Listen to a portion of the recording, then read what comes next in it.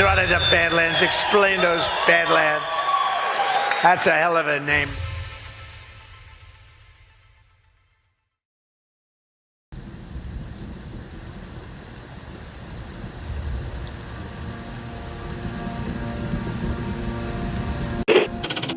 Mr. Vice President, I'm going off script again, I know, but I just want to personally thank you.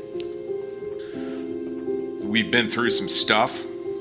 We've gone through some of the most complex military operations this country's ever conducted, and your steady hand and your leadership during those was a great source of strength for me. Thank you for your leadership. Thank you for your character. Thank you for your selfless service. Thank you for commitment. Thank you for being a mentor to me, Mr. Vice President. It's called the swamp. And you know what happened? And you know what I did? A big favor. I caught the swamp. I caught them all. Let's see what happens. Nobody else could have done that but me. I caught all of this corruption that was going on, and nobody else could have done it. Did I get that one right?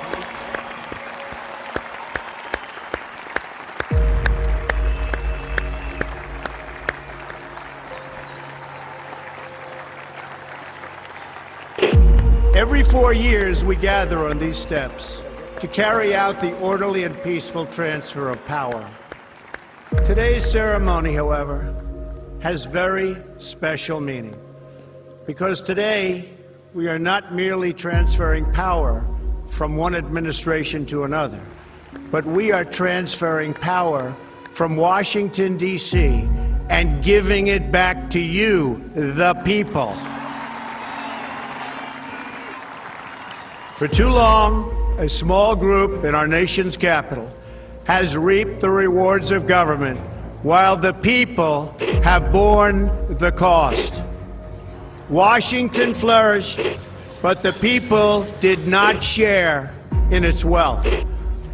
This American carnage stops right here and stops right now. The forgotten men and women of our country will be forgotten no longer. From this day forward, a new vision will govern our land. From this day forward, it's going to be only America first. This is a president of the United States who is a danger to the republic. America first.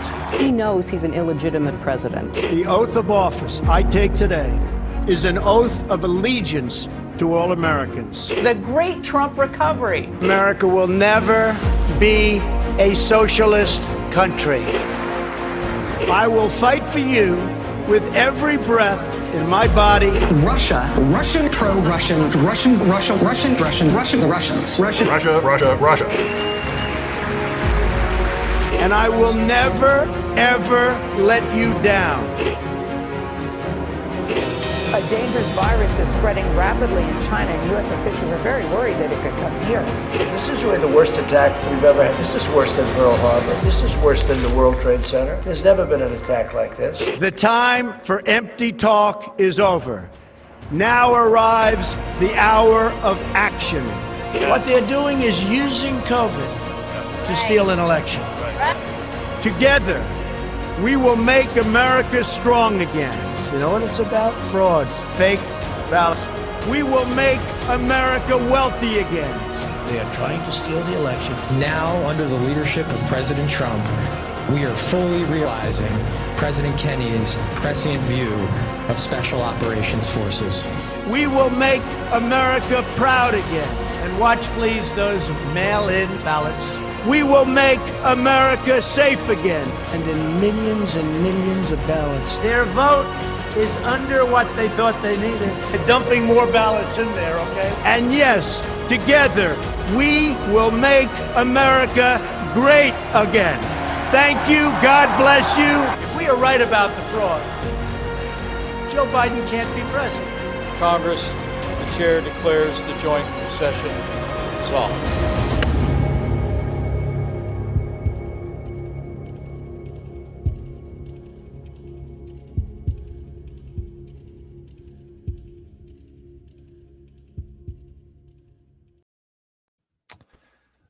Good evening, everybody, and welcome to the Wednesday edition of the Devolution Power Hour.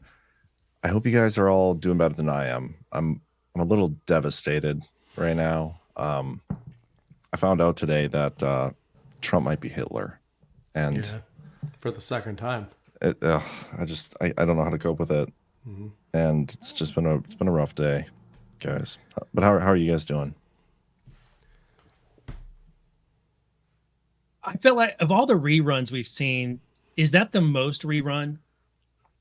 For sure. I mean, they've been saying is Hitler the most rerun, or is Trump the womanizer abuser the most rerun? Because we got hit with both of those today. Because the Hitler one failed within like 6 hours, so they were like, quick, deploy the rape accuser, and they did, and it's an Obama lackey from like 15 years ago who suddenly remembered one of Trump them like her. the same writer and outlet rerun. Yep. Yeah, I mean, the only thing worse than being Hitler once is being Hitler twice, and apparently, according to the media, Trump he's a 2-time defending Hitler champ. So I mean, it's honestly impressive. It is impressive, actually. He got away with the first one. We'll see if he gets away with the second one. But it's crazy. They have been calling him Hitler for like 9 years straight, and I haven't seen him even do one Hitler thing yet. And so that's what's craziest about it all. And that's why I'm so devastated. I just had no idea. I'm blindsided. I mean, my honest, not joking opinion is that both of those narratives were deployed today to distract from the Iran leak scandal. Yeah, that's and maybe from Kamala's bad polling. Those two things, because I think the biggest stories in the news cycle right now are Iran stuff, Israel stuff, and leaks from the DoD, and then Harris collapsing, and Trump doing well. And I think that they were like, we gotta change this news cycle, and so they dropped the Hitler one, and they could see it was going to be a dud by the end of the day, so they drop the new Trump accuser lady to occupy the airwaves for they're trying to buy like 24 hours or so, I think. Yeah. Some way to get them to Friday. We'll get more specific into the Hitler story, especially because it was honestly impressive, like how quickly that got debunked by one of the subjects of the article. Yeah. I kind of want to go into detail on that, but I think this is just the beginning. I mean, we are in the final stretch of the election here, and we're going to see multiple, they're going to throw as much bullshit at the wall as they can. And part of it too, I think you made a great point there, Kyle, distraction from their own shit. But also, and this is a point that Joe Lang made on Twitter, I saw before going live here, he has a Joe Rogan interview on Friday. And what better way to keep Trump from talking about actual stuff going on than having to defend himself against these bullshit accusations Great point. on Joe Rogan. And so that's something. See, I could also see it, though, setting up for a version of our intro here where if you wanted to energize Joe Rogan, who whatever people think of him, fair or not, if you wanted to energize him to lead into that conversation by absolutely ridiculing the media that are going to demonize him for even talking to Donald Trump, they're serving up on a silver platter the most absurd anti-Trump narrative ever, again, leading into that, right? So if Rogan was like, we still have 2 days of absurd narratives. So yeah, it's true. I just mean, Rogan, if Rogan wants to kind of play the impartial mediator sort of thing, they're actually making it hard for him not to defend Trump going into that Friday conversation because of how ridiculous it all is. Yeah. And allegedly, Kamala Harris declined her opportunity to go on Joe Rogan as well. I don't know. The person I saw post that, I wouldn't necessarily call them they're clickbait. Okay. It could be clickbait. I don't know for sure, but I haven't seen any announcement that she is going on there. So who knows? Right. And speaking of clickbait, I'm probably going to vent and scream and yell for a little bit and throw a tantrum about the DOD directive thing again for the 4th time. I can't believe I'm going to have to do it again, but I'll keep this one shorter. But anyway, before we do any of that, let's get to our sponsors. And yeah, I don't know what else. Somebody's leaving Rumble rants for everybody but me, and it's hurting my feelings. So I don't appreciate that. And that's not how it works. I'm going to take a third of it anyway. So joke's on you. Anyway, First sponsor up tonight, we got American Financing. All right. Today's economic environment is still really stressful for a lot of us, but with the Fed finally dropping interest rates, there's no better time than now to put you and your family in a better financial position. If you're a homeowner, American Financing is helping thousands of families just like you who've been putting everyday expenses on credit cards get out from underneath that debt by tapping into their home's equity. American Financing is saving their borrowers over $800 a month on average. $800 a month is like a $10,000 raise at work. And it costs absolutely nothing to find out how much you can save. They're closing some in as little as 10 days. And if you start today, you may not have to make next month's mortgage payment. There's no better time than now to turn your situation around. Call 866-889-5154. That's 866-889-5154. Or visit americanfinancing.net/devolution. NMLS 182334, NMLSconsumeraccess.org. And then our second sponsor tonight, we got a little CB Distillery. Good friends over at CB Distillery. Let me guess, guys, your medicine cabinet is crammed with stuff that does not work. You still aren't sleeping. You're still hurting. You're still stressed out. That's how it was for me. So I cleared out my cabinet and reset my health with CBD from CB Distillery. And it's been a real game changer. CB Distillery's targeted formulations are made from the highest quality clean ingredients, no fluff, no fillers, just pure, effective CBD solutions designed to help support your health. In 2 non-clinical surveys, 81% of customers experienced more calm. 80% said CBD helped with pain after physical activity, and an impressive 90% said they slept better on CBD. So if you're one of those with a health concern and you haven't found relief yet, make the change like I did to CB Distillery, and with over 2 million satisfied customers and a solid 100% money-back guarantee, CB Distillery is the source you can trust. You can also get a 20% discount to get you started. Visit cbdistillery.com. Use promo code JON. That's cbdistillery.com, promo code JON for 20% off. All right. Do you guys mind if I bitch and moan about this DoD directive thing? I've been getting on Twitter fights like all evening now. It happened. I thought we were done. I knew we were done. I could have swore that we were done with this. The clickbait never ends. And of course we're not done. Of course we're not done. So today we find the right link I have open because I have a million of them open. Okay, here we go. Not JFK, RFK. Let me show you this. This just happened like an hour ago, maybe. I don't know. But RFK is speaking at the Turning Point action where Trump was at, and this is what he had to say.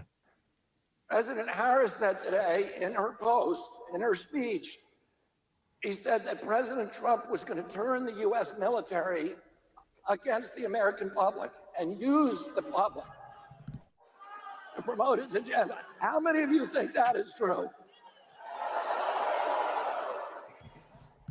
Well, what's interesting to me is that the Biden-Harris administration has done something 2 weeks ago that has never been done in American history, which is to send lethal force, to send a directive to the Pentagon, changing the law to make it legal for the U.S. military to use lethal force against American citizens on American soil.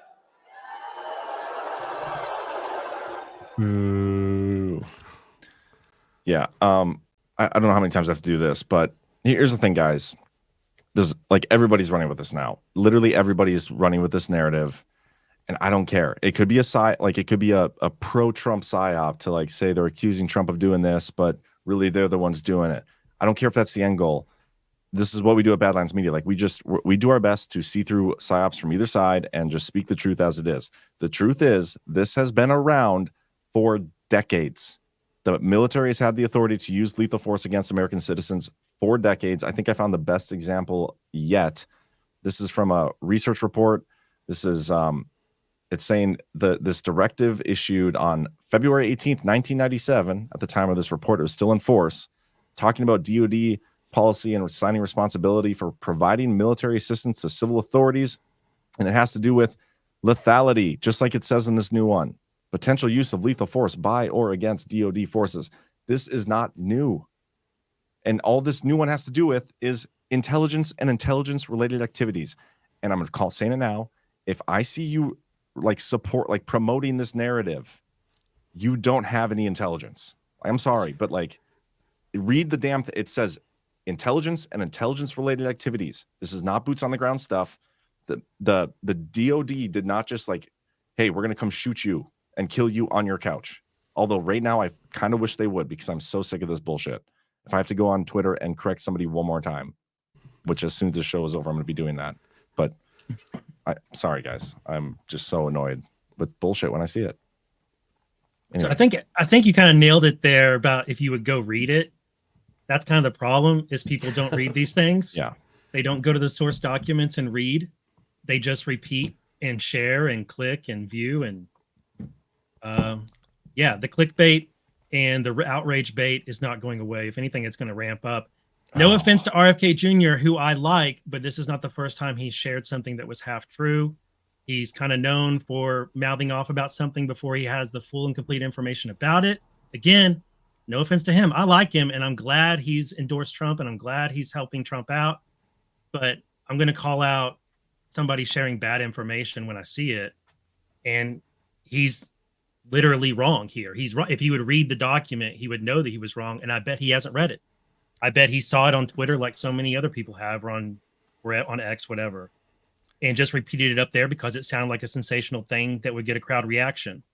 And so, no offense to him, but you got to be more careful than that, especially during these times. You have to be more careful than that, because it's not too difficult to see how seeding the idea that the military is going to kill you because the Biden administration made it legal for them to do so could feed into some really bad narratives that lead to some really glowy posting and really glowy chats, and then mislead people into doing things they shouldn't do. And we're in a time period where it's like the odds of there being some sort of lure or false flag or entrapment, like we're in that time period where it's most likely to happen. And we're like, when J6 comes around, story narratives like this, bad information like this can feed into bad actions later. And so that you just got to be so careful with this stuff. And like, if you just think about January 6, 2021, and some of the narratives that fed into that, and how the media has used that against us over and over again every day since, this kind of thing they'll use this kind of stuff for that. So I just want to point something out real quick, Bernie Bright. So this is a good example of somebody who says they read it, because you get this too, but they didn't. So GR Shreds, I'm not picking on you, but I kind of am. John, it lists in the order and includes election interference. I have read it. If you notice at the top of my screen here, I did a word search. Election is not in here at all. It doesn't say election anywhere. So it does not say election interference. It has nothing to do with elections or election interference. But this is a good example. Like, half the people saying this thing does something it doesn't. If you just open the thing up and do a word search, it never actually says that thing. Yeah. I mean, it's it doesn't upset me. I mean, I get it, but it's I think that was a good point you made, Kyle, in terms of the glow factor. I don't necessarily find what RFK said to be glowy, even though it's not false. At all. But I agree with you that it's sort of like glow bait. If you want to look at a 5D chess version of this, you could convince yourself that Patriots don't mind there being a lot of glow bait out there right now. I don't know if you guys know off the top of your heads what he said, but there was a Scavino tweet either today or yesterday where he was referencing former Trump admin officials from Trump 1.0. And saying basically, if you haven't stopped calling us, like we're leaving you on silent, we're leaving you on red, awesome. Because it makes me think of that in terms of the negative side of we're in this convergence phase right before the election. Is that you're absolutely right. There's going to be a lot of glow bait out there, so it's on every single person watching this show, which most people in our audience understand this. Do not take glow bait. Don't boost glow bait.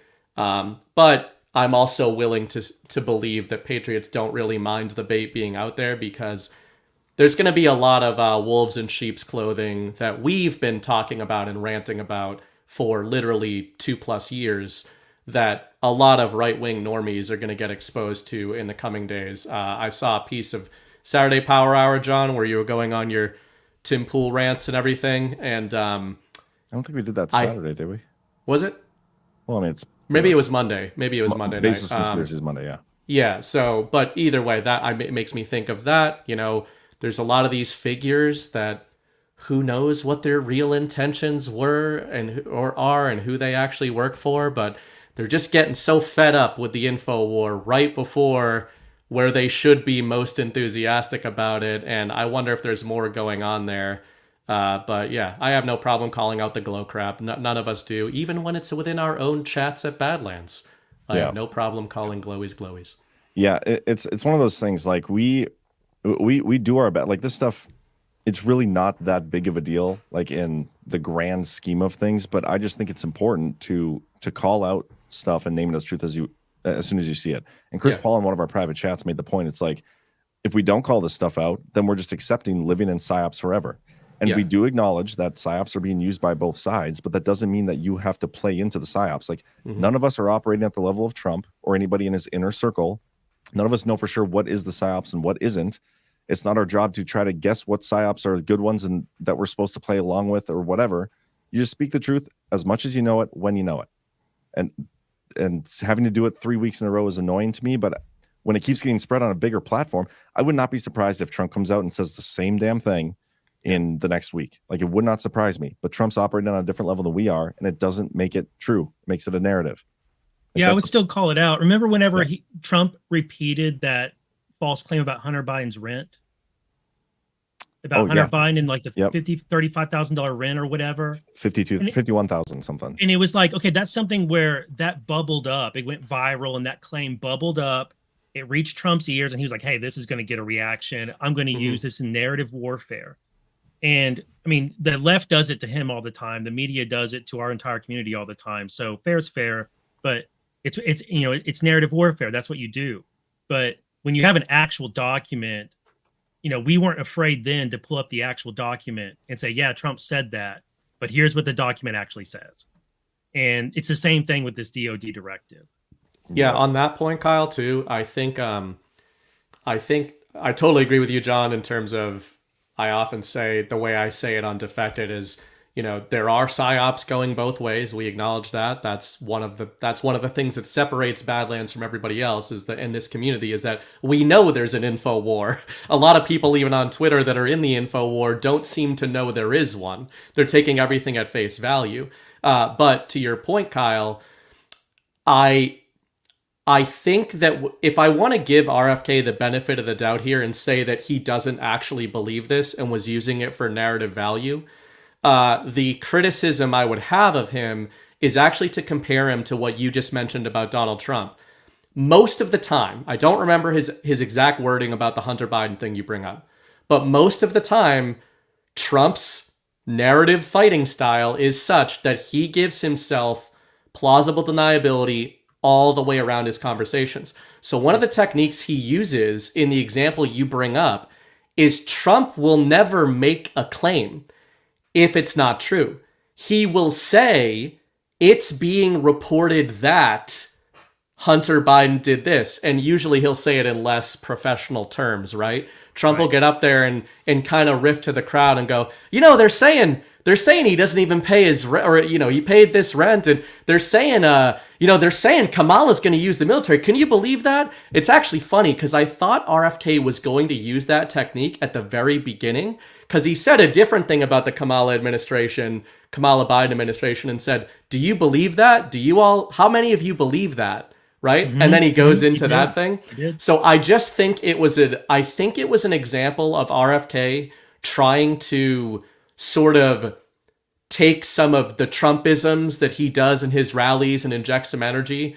But what Trump does is trickier than what a lot of people, it can't really be imitated the way he does it. I think that's a fair point. I give RFK Jr. the benefit of the doubt. I think he just saw it reported on X. I think he saw it across his feed and then repeated it to get the crowd reaction. But you could be right that he's channeling a little bit of Trump's technique there.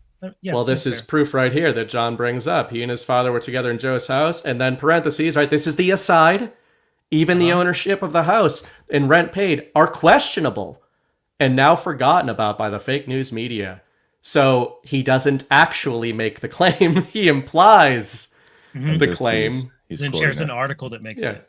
Yep. Yeah, and again, it's the same effect. I'm not trying to overly defend Trump. It's the same effect, but what RFK did was not as deft as that. There's no plausible deniability in how RFK phrased what he did, which means he either believes that, which is kind of concerning, or he's boosting a narrative, but he's not doing it as deftly as Trump is capable of doing. The thing that drives me the most nuts about like this directive is like everybody's trying to make it this thing where the military has this authority to like, use lethal force against American citizen. That thing already exists and is something else entirely in a different place, and it has been there for years. So like all of your concerns are still valid. It's just the timing over this thing. It's totally not true about this one thing, but it's still true about the actual thing. Like that's the thing I don't get. It's like I'm going to these people and being like, yeah, man, that's crazy. That's a really bad thing. It's just it's not true about this. It's about this thing. Like you're getting up in arms about something that's been in place for decades. Which could be part of the point. If again, I'm just making devil's advocate arguments. Like we still have to point this stuff out, but it is part of the point of this era. I don't care about what to say these things shouldn't be on the. I know, but I'm just saying it's worth considering if that's possible. Like I don't care I don't care if they're trying to be like, well, they made this change now. Why did they make this change? We should be upset about this. Yeah, you can be upset about that, but like it's still not true. Like it's not what they did with this.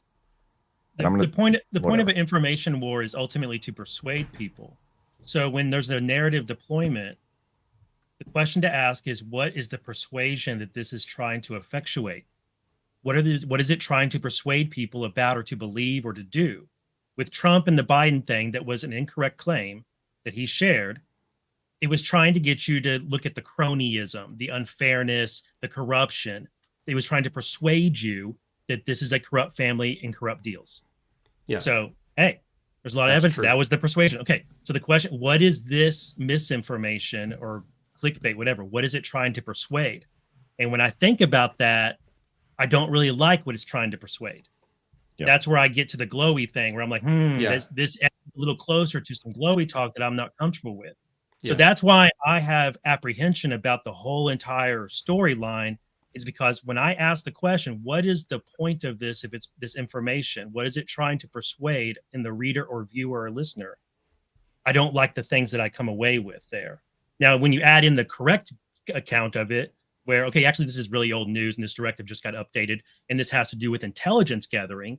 And like we did when we first looked at it, it makes a lot of sense that this has to do with border enforcement against cartels and military intel devices that are capable of being equipped with lethal weaponry being used by law enforcement to gather intel on the border. Okay, it's persuading you that it's not really persuading you of anything. It's just a statement that there's cooperation.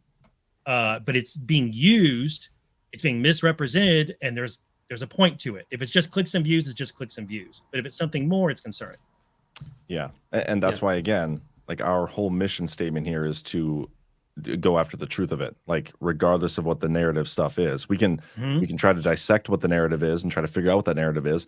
And the way you said that, Kyle, it does make me concerned in the sense that like it's the left is accusing Trump of like going to use the military against American citizens. Right. And now people on the right are like, well, it's not Trump doing that. It's them already doing that.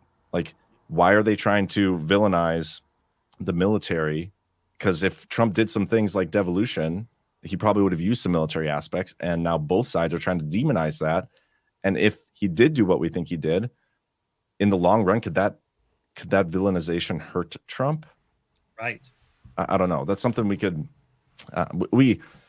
maybe we should move on because we've already spent a lot of time on this and we have so much to get to tonight. But any final thoughts on this? No, I think it's okay. It's all good. I want to show a couple clips before we get into that the story about Trump being Hitler. Some clips from Kamala Harris's town hall tonight with Anderson Cooper. Ooh, because this is it's fascinating. Let's start with this one, because this is what happens when you actually give pushback to Kamala on anything. She crumbles. Okay, and I would not have expected this from Anderson Cooper, but honestly, like it's not even really that much pushback. It's just the slightest amount. She can't handle it. How much is it on the Bayer scale? How big is the scale? Bayer scale. People were getting mad at our pronunciations last week. I still don't know what it is. Okay, well, they were mad at us saying Bayer, so let's continue with that. Bayer. Okay. This Bayer is definitely scale. less pushback than what Bayer gave. Okay.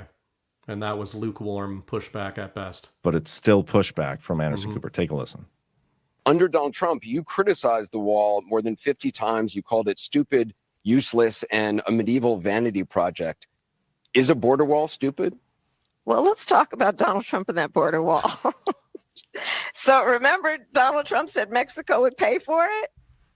Come on, they didn't. How much of that wall did he build? I think the last number I saw is about 2%. And then when it came for time for him to do a photo op, you know where he did it? In the part of the wall that President Obama built. But you're agreeing to a bill that would earmark $650 million to continue building that wall.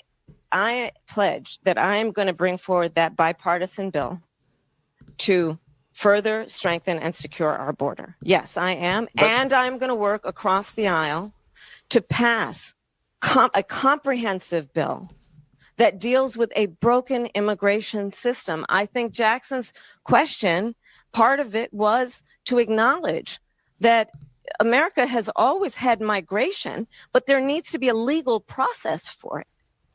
People have to earn it. And that's the point that I think is the most important point that can be made, which is we need a president who is grounded in common sense and practical outcomes. Like, let's just fix this thing. Let's just fix it. Why is there any ideological perspective on this? Let's just fix the problem. To fix the problem, you're doing this compromise bill. It does call for $650 million that was earmarked under Trump to actually still go to build the wall. I'm not afraid of good ideas where they occur. So you don't think it's stupid anymore? I think what he did and how he did it did not make much sense because he actually didn't do much of anything. Oh my God. I just talked about that wall, right? We just talked about it. He didn't actually do much of anything. But you do want to build some wall. I want to strengthen our border. How bad is that? The change in her face, her face got as red as mine did when I was laughing. Like he said, so you do want to build a wall, and like I'm not opposed to good ideas when I see them. And it's like, you don't think it's stupid anymore. Well, what he did was stupid. Like seriously, that's your. She sounds like a 5-year-old. Like I'm not even joking. I mean, she literally. Even if you're trying to get away from the substance of that exchange, what they're actually talking about related to Trump, the demeanor. We talked about this a few weeks ago in terms of why Kamala. Not even in the context of this election, but just historically polls so low among American voters in likability, not in terms of as a candidate. And that's why, because it's this cringe behavior. We've all been in those conversations with someone where they're obviously, to everyone in the room, they're not engaging in a good faith conversation. You're trying to get them into a good faith exchange and they just won't do it at all. So it's incredible. She throws me off every time she's asked a serious question like that. Her reaction is this smile that looks like a stoner smile, like she's really high and her cheeks come way up and she gives this smile. Yeah. It's like she's trying to disarm because she's just been it's almost like this I don't know. It's like this reaction like aren't I cute? That question really wasn't as dangerous as you meant it to be, right? I can tell you what that is, Kyle. Is that Botox? No, it's it's a defensive thing where she's putting up like this. It's a defensive body behavior that is trying to defuse or disarm the question before she attempts the answer. So Kyle, I'm only jumping in because that's a real thing, and because I used to be obsessed with predators. That's called a submission grin, and people do it too. I'll try to find you. You can go on if you had anything else to say, but that is a real behavior. And what's so incredible about you and probably so many normal Americans feeling the way you just felt, the way you describe how it makes you feel. I instantly cringe. I'm not joking when I say I cringe when I watch Kamala. That's a submission grin. Wolves will do this. There you go. Dogs do this, right? So there's a lot of time when a dog comes up to you and they show you all their teeth, if they don't know you or if you're the man of the house or something, and you're like, hey, come here. And they do this to you. It's people who don't understand predators think that they're threatening you, but they're actually, when it reaches their eyes like that, and when their eyes shrink and their teeth are exposed, they're submitting to an alpha. That's what they're doing. It's a subconscious thing that canines do. Hyenas do it. Chimpanzees do it. That does. It's when it's in their eyes. So if the eyes are wide open, that dog is threatening you. If the eyes are squinted like that, it's a submission grin.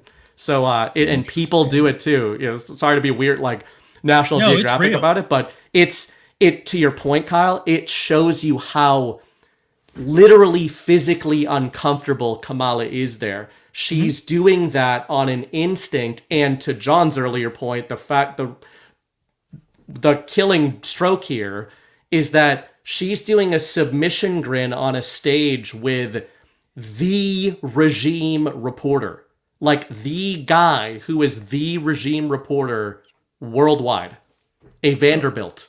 It gets even better, though. It gets even better. There's some more stuff. Well, actually, it might not get better than the very ending in that clip, but there's some other really good ones here. Listen to this. Listen to her answer here. Some voters, though, might ask, you've been in the White House for 4 years. You were vice president, not the president. But why wasn't any of that done for the last 4 years? Well, there was a lot that was done, but there's more to do, Anderson. And I'm pointing out things that need to be done, that haven't been done, but need to be done. Some voters. Things that haven't been done, that need to be done, but haven't been done. Just thought that was unburdened by what has been. Pretty much. And then there's this one. Oops. A lot of purple on that set. Golly. So I may not be quick to have the answer as soon as you ask it about a specific policy issue sometimes, because I'm going to want to research it. I'm going to want to study it. I'm kind of a nerd sometimes, I confess. There it is. So I may not be quick to have. Yeah, there it is. But I wonder if she was like coached into saying this because like she's been getting so grilled like on everything. She doesn't know anything. And so her team is like, if they start asking you tough questions, just say, I want to research that policy a little bit. Like it seems like this was coaching her because I haven't heard her say this before yet. And it just seems so rehearsed and canned. You know what I mean? Yeah, yeah. I mean, man, you know, it really, we've talked about this for months, actually. It's just accelerated recently. The deep state archipelago idea, the idea that they're all kind of, that we usually say it with the media, that they seem separated. They don't seem as on message. This town hall and the way Cooper is treating her and Beyer, it really it exemplifies that, or it magnifies that idea. You know, like Kamala's on that stage. We remarked last week how her anger in the Bear interview was genuine. It seemed genuine, and that anger came from a place of surprise. The submission grin that she's displaying with Anderson is also genuine. It's a natural reaction. Why does Kamala, the key question I have is, why does Kamala Harris not know how the supposedly regime media is going to handle her? Why does her campaign not know? That's a big question that's going on right now. Well, that's the thing, though. I imagine that they do know. Like the questions. I don't think so. The questions she's being asked, she's been asked repeatedly. She was asked all these same questions on Beyer. How Beyer, right? That's the way we're saying it, not Beyer. Beyer. I just switched. The fact that she is still not prepared for it is the part that's most remarkable to me. Like, okay, no, she is prepared. That's her. That's her prepared. Yeah. Well, exactly. and this comes down to the devolution stuff before. Like we used to say, or I used to say, and I know I can't remember exactly what you guys said, but we were mostly on the same page. Joe Biden has got to be the guy because not only is he like the guy who was part of the ticket that stole it from Trump, but he's also like the most like the perfect president in order of exposure and corruption and just like the distinction between Trump and an actual president and everything that's wrong with politics. But little did I know how bad Kamala Harris was. She's the only person I could picture being worse than Joe Biden. Because even Joe Biden's word salads, he like says something, right? And like kind of it's worse when you can put a sentence together and say nothing. It's insane. But listen to this one too. This is another good one. I think this is the one. Everybody as human beings, we're not perfect. We have our flaws. We make mistakes. We have our weaknesses. And the office of the presidency can sometimes bring those weaknesses out in ways that the incumbent may not expect. What weaknesses do you bring to the table, and how do you plan to overcome them while you're in office? That's a great question, Joe. Well, I am certainly not perfect. So let's start there. And I think that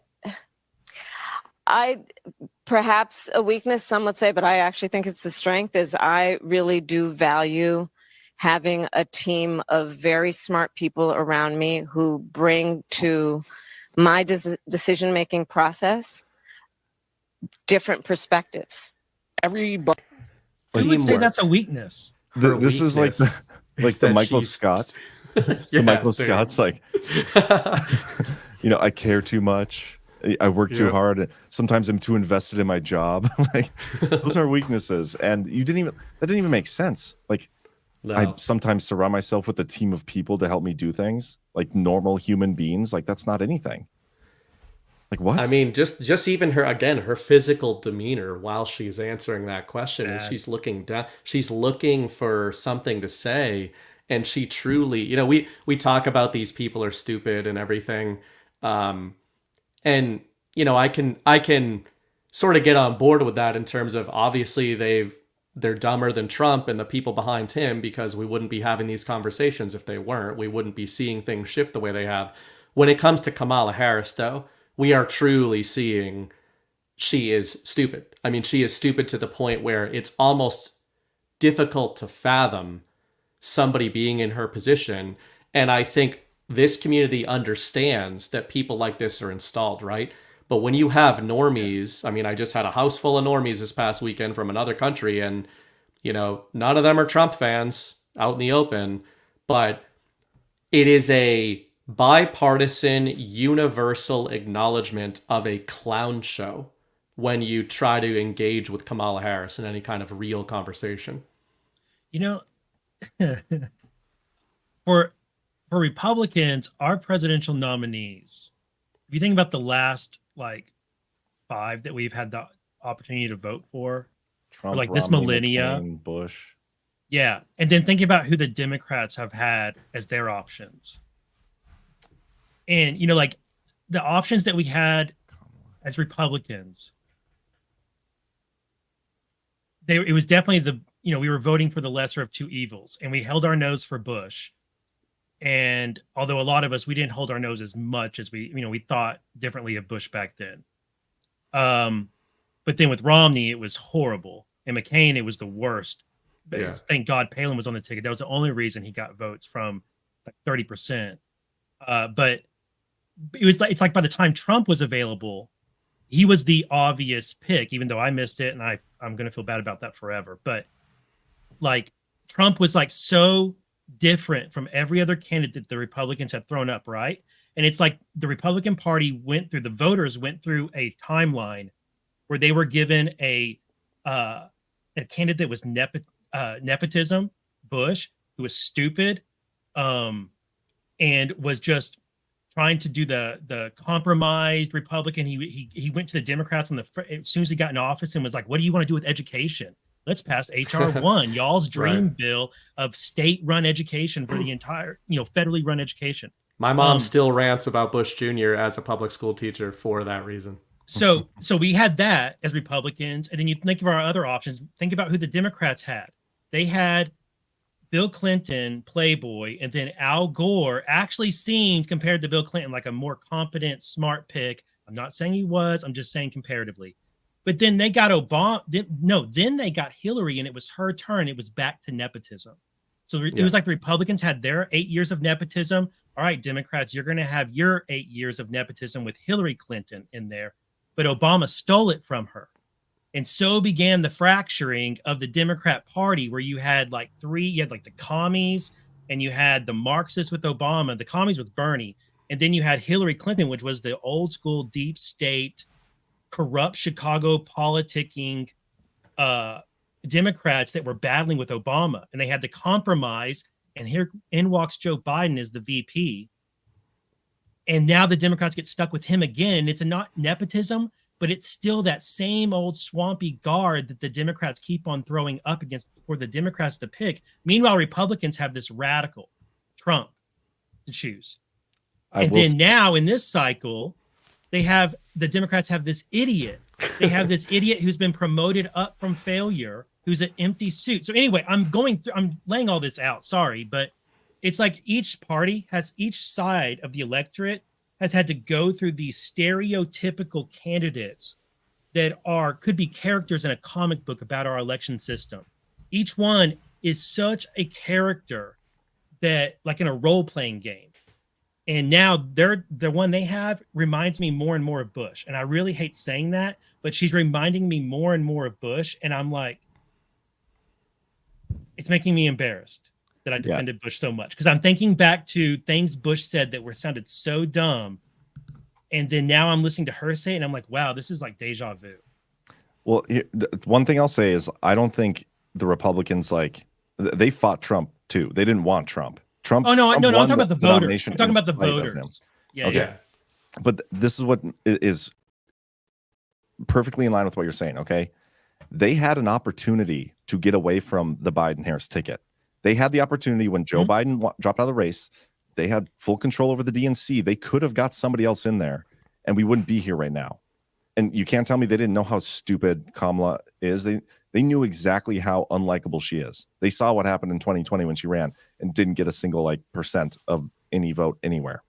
She's very unlikable. She's stupid, like nepotism to a T. Like, how did she get through politics in California up to where she is? She slept her way to the top. I mean, it's how. You want to say, don't say that about her. Don't call her a whore, but that's what she did. Like, that's proven. She was the side piece to a politician. What? I got censored on Twitter for calling her a whore. Well, you're not censored here. You can call her a whore all you want. Yeah. Also, Elon, big whore, jerk. Jenna Ellis type, like whatever you want. But anyway, how is it possible? Like, you can't tell me that they had this is what they actually wanted, because it's not. There's no way actually what they wanted, but they had no choice. Yeah. This is like one of those things. It's like last week we talked about, Kyle, you made the point of it's the baby proofing of the house, right? That's what devolution was. One of the cabinets that was closed to them was who is running against Donald Trump. Like, who's in that cabinet? They could not switch her out for whatever reason. They were stuck with that ticket. And it just doesn't make any sense. Yeah. To that point, John, I think it was on Sunday night. I had just kind of turned it over my head exactly how you just did, and found myself thinking of Trump a few months ago saying, Joe Biden would be my first choice, but Kamala Harris would definitely be my second choice. Now, when we all heard that at the time, it sounds just like what he said, right? She'd be his second choice, but Joe is his first choice.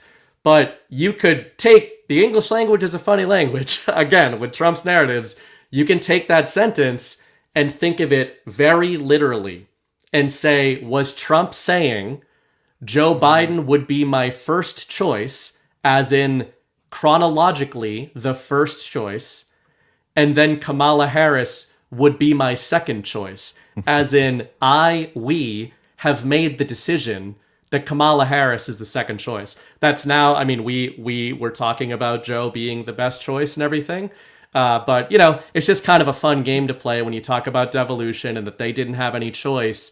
I think that might be, in hindsight, one of those examples of Trump laughing aboard Air Force One when he's like, man, they didn't quite get that one. I told them word for word that Kamala Harris is also my choice as fake president. Yeah. I'm all in on Joe Biden switch teams and ran in 2020 and has been working for Trump for years. But do you think that Trump actually made Kamala the candidate? Do you think Trump caused Joe to drop out and for Kamala to be the candidate? Do you think that? I don't know, but see, I think it didn't matter which one. Like, it didn't matter to Trump whether it was Biden or Kamala here at the end, because either way, the distinction is there. You know what I mean? Between the two, Trump needs to win in such a massive landslide this election that when they steal it, it's so obvious to everybody that they stole it that they can't get away with it. That's the thing that we're heading towards. Okay, so I don't think it matters which one. It was up to them to choose. Well, but neither one's better. Well, the reason I'm asking is because if that's the case, that Joe is on Team Patriot with Trump, and then they were able to get Kamala in, that might mean that Pelosi is also on Team Trump because Pelosi's the one who went to Biden and supposedly convinced him. Well, see, I don't think And Biden's working for Trump. and then also that could be a cover story. Like, whole thing could be a cover story. And they were always trying to get Biden to drop out, but he never would, and he hung on until then, and then dropped out in the most spectacular way. Anyway, I'm just toying around. Yeah. I'm just toying around with theories. I know you don't. I know you're not with me on them. Yeah, I lean toward that. Not necessarily on the Kamala angle. It's funny. I actually lean toward Joe has been forced to work with, obviously when we say that, we're not saying he's always been this good guy. I do lean toward just because of how perfect he was. He made Harris the border czar, and then now she's up there and trying to argue that she's going to put up a border wall. That's why it's perfect. So I lean toward that reading of it. We're never going to know. But in terms of Kamala, I actually lean toward the game theory timing. I think that Trump's Patriot team's mastery there was the timing of the debate with Joe, where they just planted this narrative, sort of this mass psychological bomb into the media. And now to us, the 2020 election being stolen for Joe Biden, when I say stolen, I mean narratively, like the fact that the country accepted it, for lack of a better term. A lot of normies accepted the results, even if they were skeptical. That's absurd to us. But I think the media really did think we can steal it again from him, for him, as long as, narratively, as long as we shelter him from the public as much.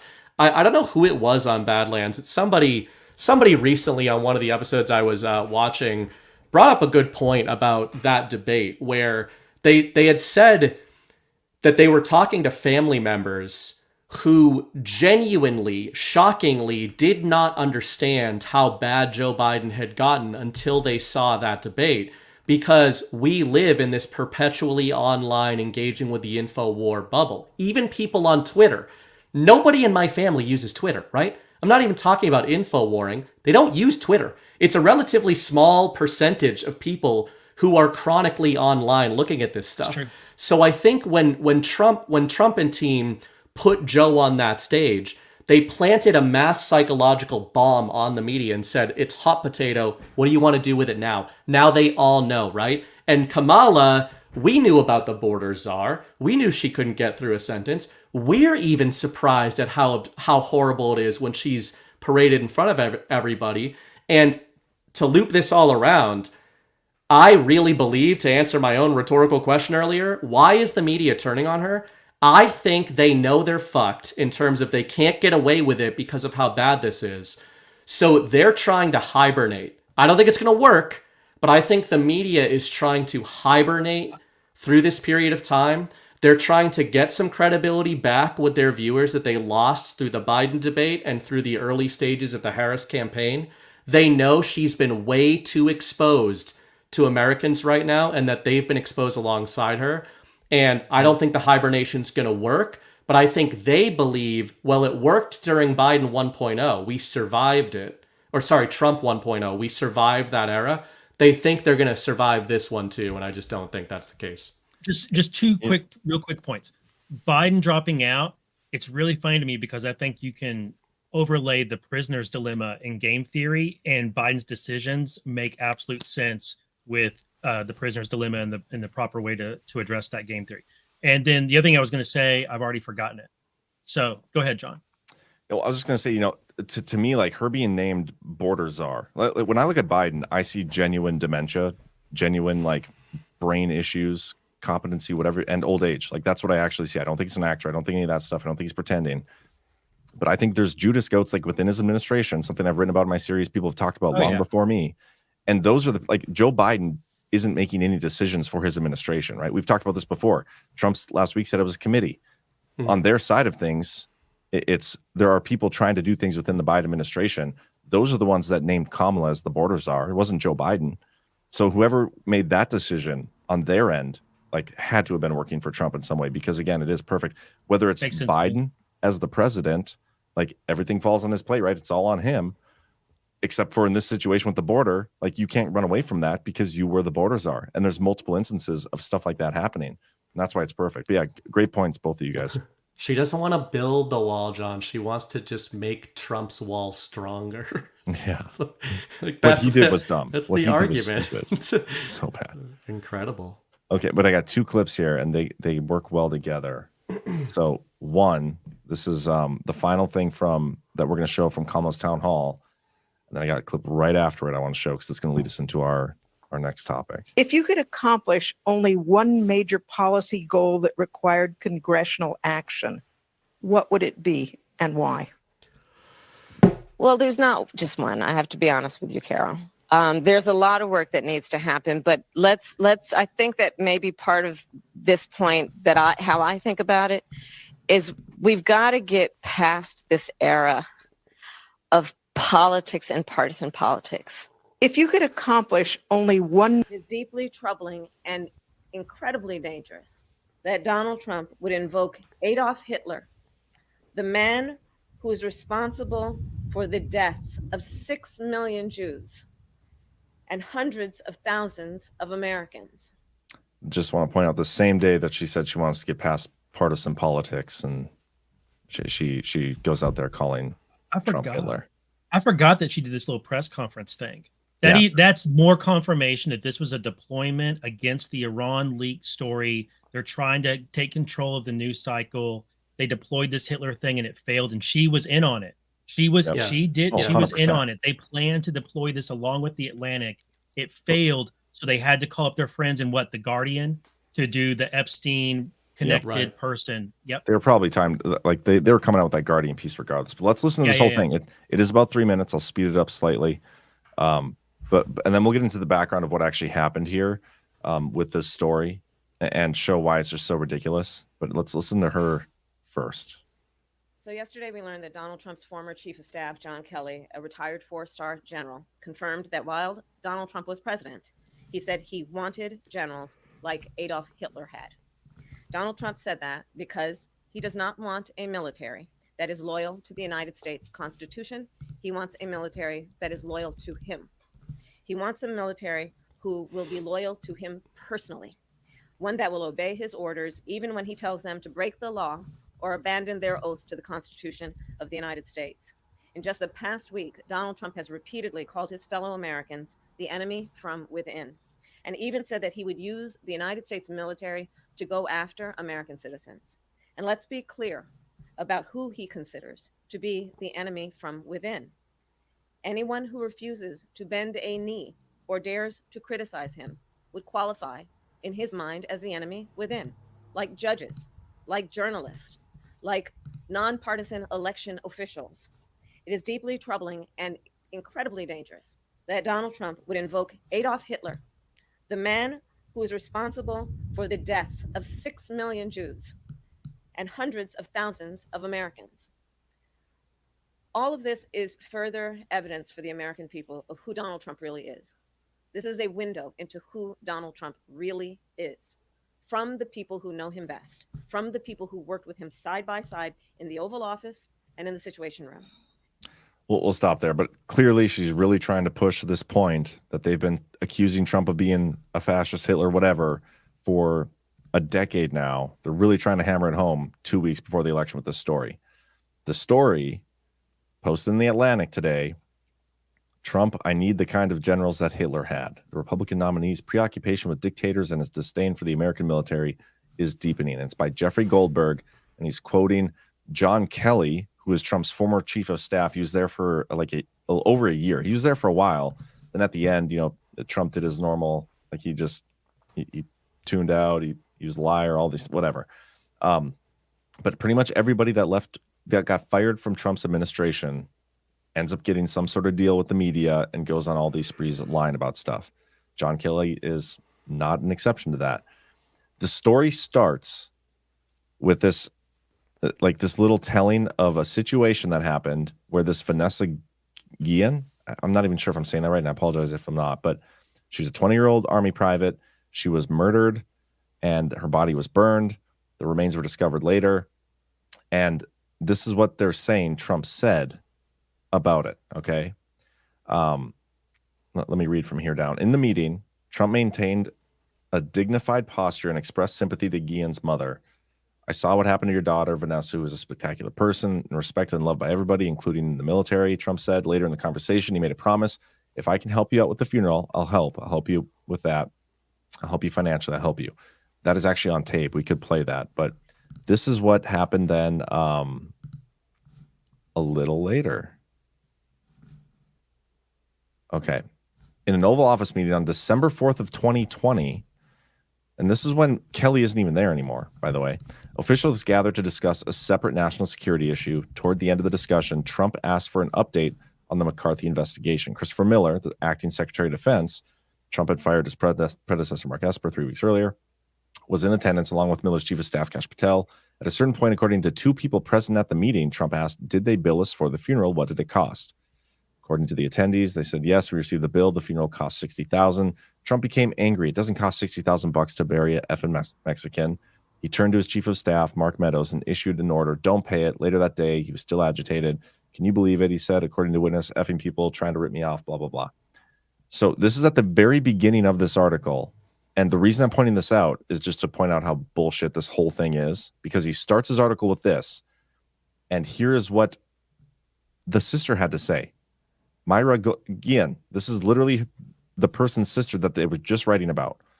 Wow, I don't appreciate how you are exploiting my sister's death for politics. Hurtful and disrespectful to the important changes she made for service members. President Donald Trump did nothing but show respect to my family and Vanessa. In fact, I voted for President Trump today. So right off the bat, this Atlantic article, totally bullshit. But it goes on. Trump said things about wanting to be Hitler, all this stuff. It's all made up, totally made up. I could read more, but I'll let you guys comment before I do that. It's total bullshit, but it's the same type stuff we've seen so many times from the Atlantic. This is the fantasy, political fantasy stuff that Bob Woodward writes and Costa and all sorts of people in the DC circuit.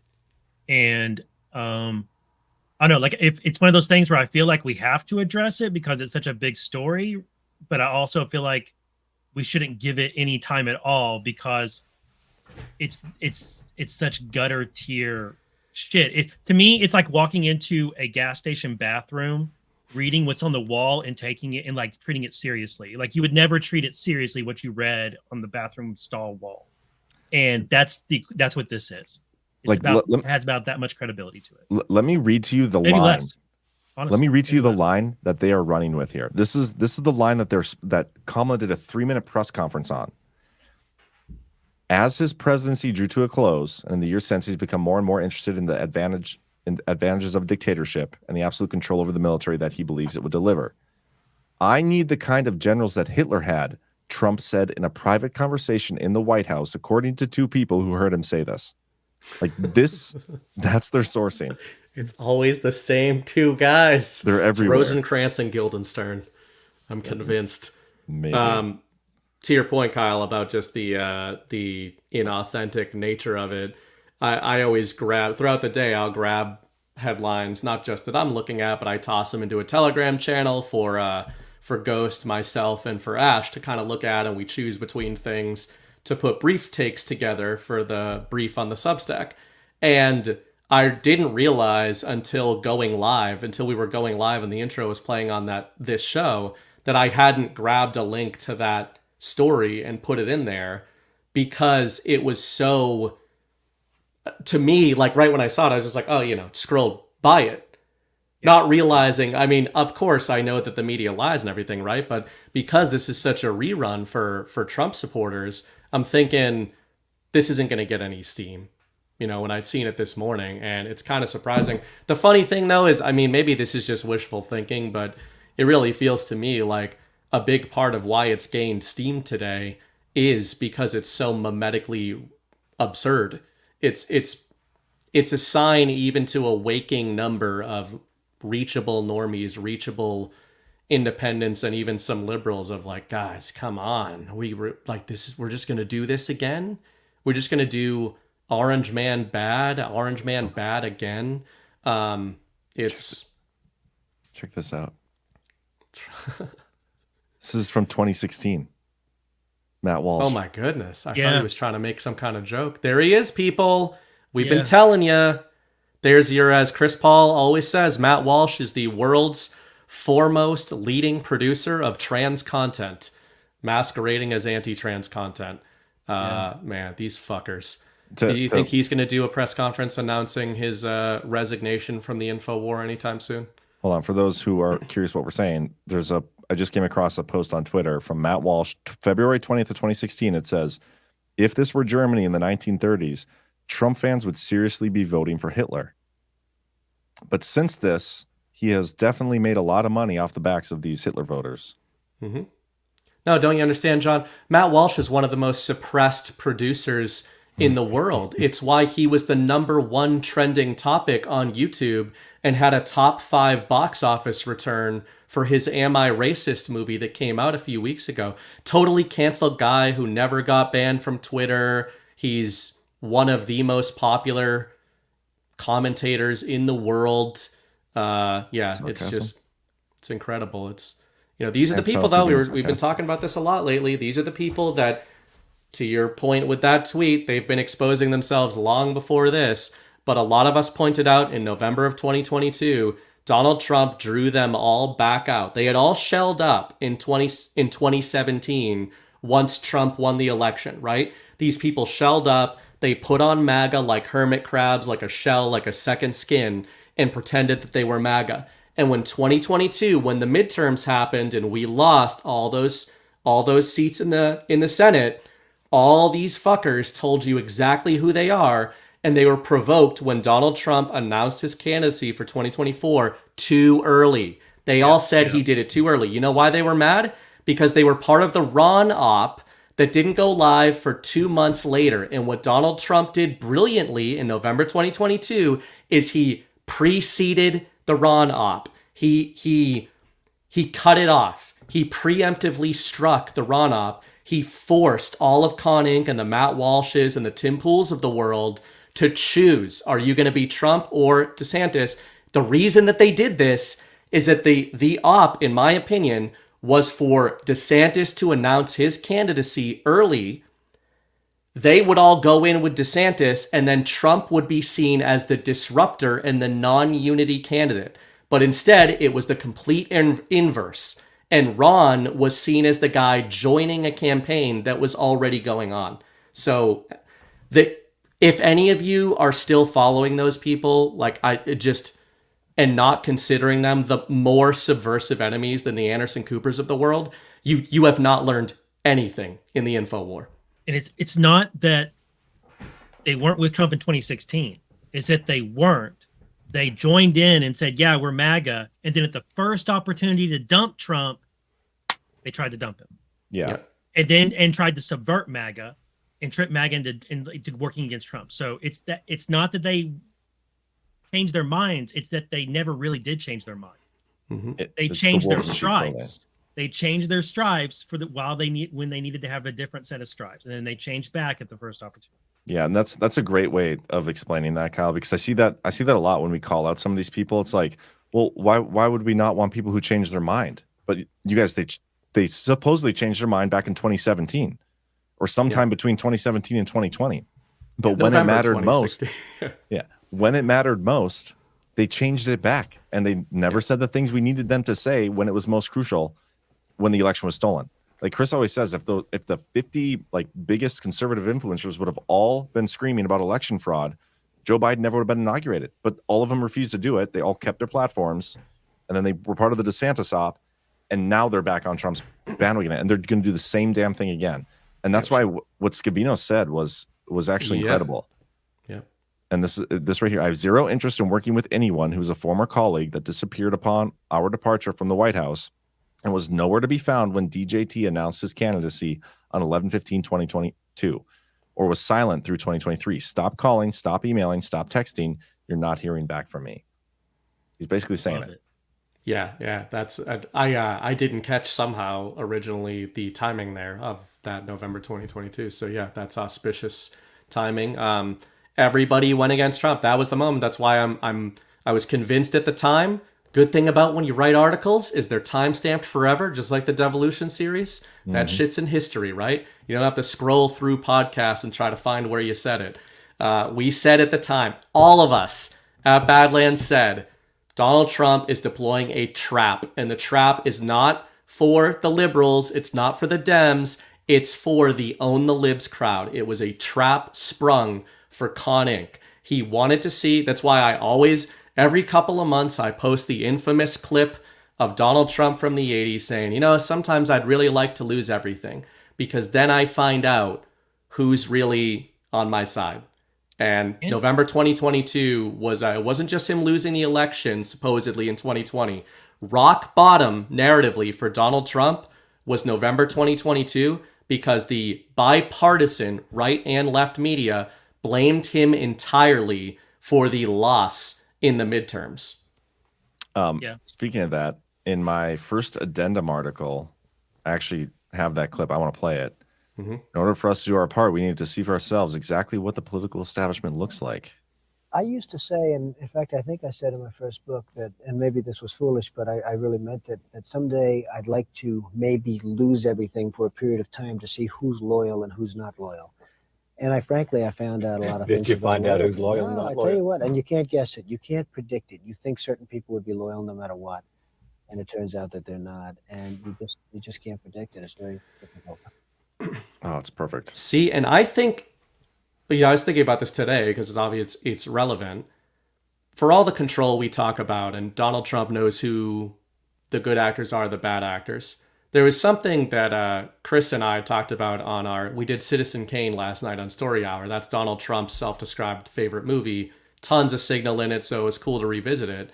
But one of the things we said in there was, let's say Donald Trump wasn't groomed for this role, right? Let's say that he was chosen for it later on. He'd already established himself as Donald Trump. That's kind of a more accepted framing of it. We have to allow that you can live your life and you can be a certain way and then you can change. Just like Chris and I were former Democrats, right? You guys voted for Bushes. So I think Trump was genuine there. And when I say that, I mean in 2020, there are probably some commentators, there are probably some administrative figures that he had some side eye on from his first administration that actually surprised him in a good way in the intervening years and stayed loyal to him. So I think that chance was given to these media figures, to politicians, etc., and it was a genuine chance. They just probably knew with 99% certainty how many of them were going to show everybody exactly who they were, right? But I think I used to think about this more like they already had everybody mapped. They know who the good guys are and who the bad guys are. Now I actually do look at one of the readings of the Devo term, one of the many things that it did, was I think they did give people a chance. I think they said, hey, maybe some of these senators, maybe some of these media figures will surprise us. And they saw that it's possible for an America First candidate to get in there. And they'll turn over a new leaf, but the vast majority of them did not.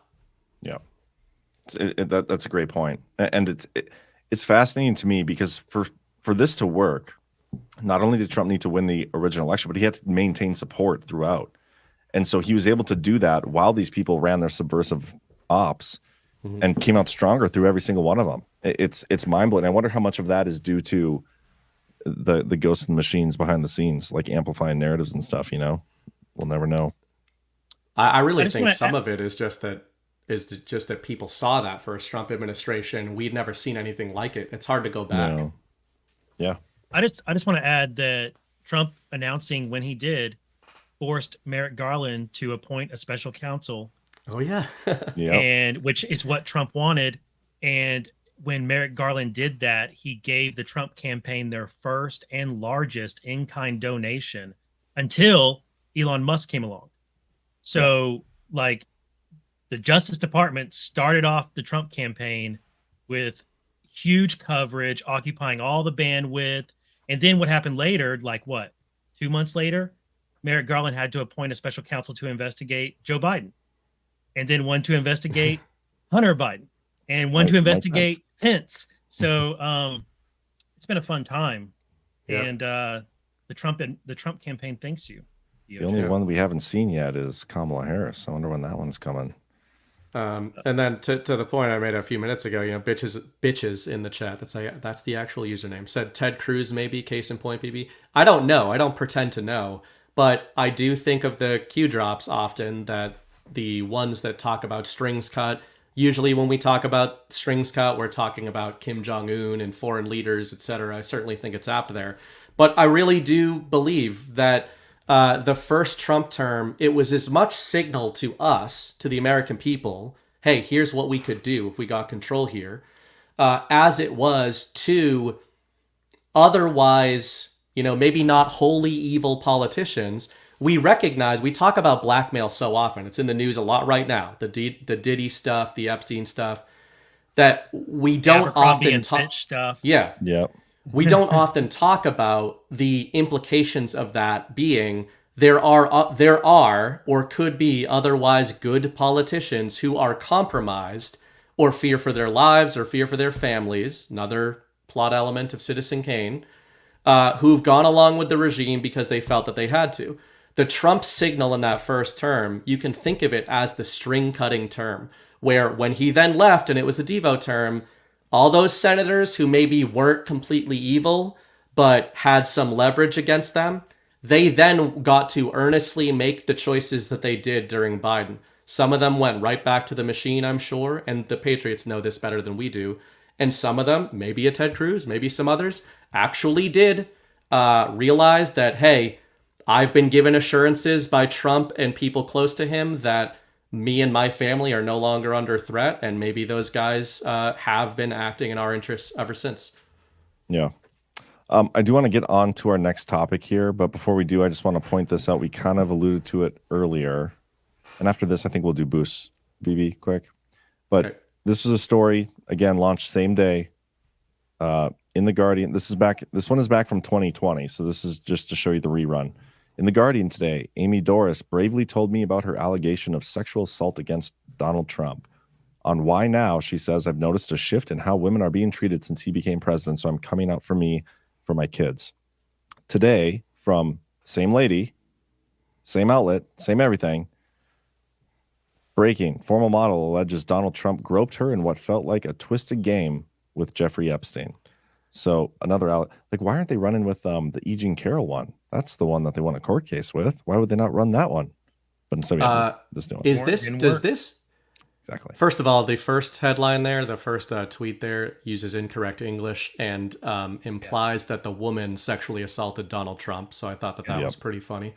The second one, though, does the allegation involve Jeffrey Epstein, or is this just ridiculous framing where they are conflating the comparison of Jeffrey Epstein with Donald Trump? I don't think the allegation is that Trump was groping her with Jeffrey Epstein. I think he was with her at the time, or they were together. Let me pull it up here. Give me a second. Trump and Epstein? Well, they definitely want to include Epstein in the headline. That's what I'm saying. Somehow. Yeah. I don't think that he's even in the allegation. They're just trying to say it felt like being with Jeffrey Epstein. But they're saying that Epstein introduced them. A former model who says she met Donald Trump through the late sexual abuser Jeffrey Epstein has accused the former president of groping and sexually touching her in an incident in Trump Tower in 1993, which she believed was a twisted game between the two men. Yeah. Stacey Williams, who worked as a professional model in the 1990s, said she first met Trump in 92 at a Christmas party. She believed was a good friend of Epstein. Well, Williams said Epstein was interested in her, and the two casually dated for a period of a few months. It became very clear to me then that he and Donald were really, really good friends and spent a lot of time together. So this is the bullshit, guys. Yeah. Well, but this is all making me think of bait, like this is the stuff. It was going viral on my normie Twitter feed that I use for my other job, and when I can see it's all lefties, and that's signal to me when I look at this stuff as fly traps. Go, okay, you really want to bring Epstein back into the zeitgeist? You go for it. Well, Epstein's such a polarizing figure that's why you attach him to this, because maybe this is how they think they can maybe sway Trump voters with another story. But this is the part here. The alleged groping occurred some months later in the late winter or early spring of 1993, when Epstein suggested during a walk they were on that he and Williams stopped by to visit Trump at Trump Tower. How do you not remember when this was? Yeah, I mean, it didn't happen. And how did this not come? That's why. That's exactly. And how did this not come out sooner? Like this and the Hitler story. Like my whole point with both this stuff, like both obviously bullshit, but you guys need to like harden yourselves because there are going to be more of this up until the election happens. Like we are going to see more egregious bullshit than you've ever seen in your life. If you thought these last 4 years were bad, it's only going to be worse than these last like week and a half, 2 weeks. I think it's funny. I'm excited to kind of see what they come up with. And contrary to what Matt Walsh says, if I had known that Donald Trump was double Hitler, I wouldn't have voted for him. Double Hitler. Yeah. I wouldn't have done it. Well, isn't it kind of funny too? Like, isn't there part of the MAGA movement that are like Trump is too pro-Jew, like too pro-Israel? Yeah. So that's why, I mean, I wouldn't call them part of the MAGA movement. I would call them. I wouldn't either. Well, like one of the attacks on Trump is he's too pro-Jewish. And then the other side of the aisle is saying he's Hitler. Yeah. Well, Trump is the most pro-Israel president we've ever had. And he's winning over the Jewish vote from the Democrat Party. So I think I think there's an angle to them attacking him as Hitler where they're trying to poison that. Yeah. The Democrat Party is losing the Jew vote. I don't know how many I don't know if they're going to lose the majority of them, but they did have strong Jew voting blocks. And I think they're losing all of those because of what's been going on in Israel. Also because this administration is compromised and infiltrated by Iranian agents. And gave a bunch of money to terrorists in the Middle East at the beginning of their administration. So they're losing on that front. And they know how friendly Trump was to Israel. And Trump is the president who moved our embassy to Jerusalem, which he caught a ton of heat for, and got the Abraham Accords done, et cetera, et cetera, et cetera, et cetera. They're losing. So they have to call him Hitler because they're trying to turn around that narrative. It's also part of the whole J6 stuff and like using the military, all that, whatever. They're going to keep running with this, but I think the bullshit meter is only going to like that's what I'm saying. Like the bullshit, like this stuff is pretty obviously bullshit and they're this desperate. I think we're only going to see worse. And we know there's stories being shopped around on both candidates, but the Trump ones, especially, they'll actually run with those. Doesn't matter what it is. They'll run on a Trump story. I'm curious to see also what comes out against Kamala, if anything comes out. And John, I mean, I know we're joking about the Walsh thing and everything. I mean, not about who he is, but him talking about Trump voters would have voted for Hitler, right?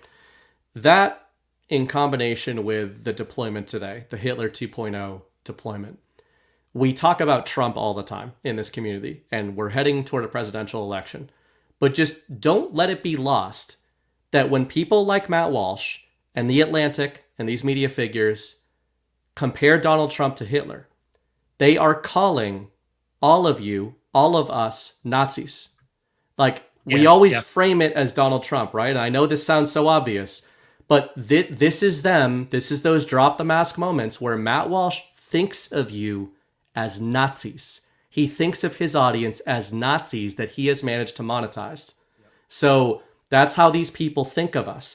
And if they did get the type of power that devolution ensures they will never get, what would they do with those Nazis, right? Ironically, it's total inversion, as Chris always says. Total inversion within the false reality, right? All this fear-mongering about the military in the streets, that is the wet dream of the globalist class to have branded us successfully if they had full control over the information apparatus as Nazis, and to not only put us in camps and do whatever else they wanted to do, probably with UN boots on the ground, which was part of Agenda 2030 that they've been talking about forever, but to do it to the cheers of our neighbors. And people like Matt Walsh wanted that to happen. So that's why there's no making friends with these kinds of people. There are enemies. They've revealed to you that there are enemies, and they're always going to be that. Yep. You want to get into the boost, man? Do it. UKQ Patriot. No, I already did that one. Mark Q Patriot, $10. Howdy, gents. Love you all. There was an attorney in the beginning who was a professor at college in New Mexico. Can't remember his name, but all of a sudden, out of the blue, he's shunned by MAGA. I'm curious why. What happened? What did he do? Who? An attorney in the beginning? I'm guessing like the beginning of the info war. This was from last week's episode, but I don't know what that's in reference to. I don't know either. Professor at college in New Mexico. I don't know. Maybe the guy who was doing Clement comes to mind. He's a shill. The Q He was a drop professor guy in New Mexico. I don't remember. I don't know. That's the only person I could think of is Clement. If you're talking about the Q professor, that guy was a little iffy. Jane, $10. You were discussing Trump's Arizona event and said he mispronounced Arizonans.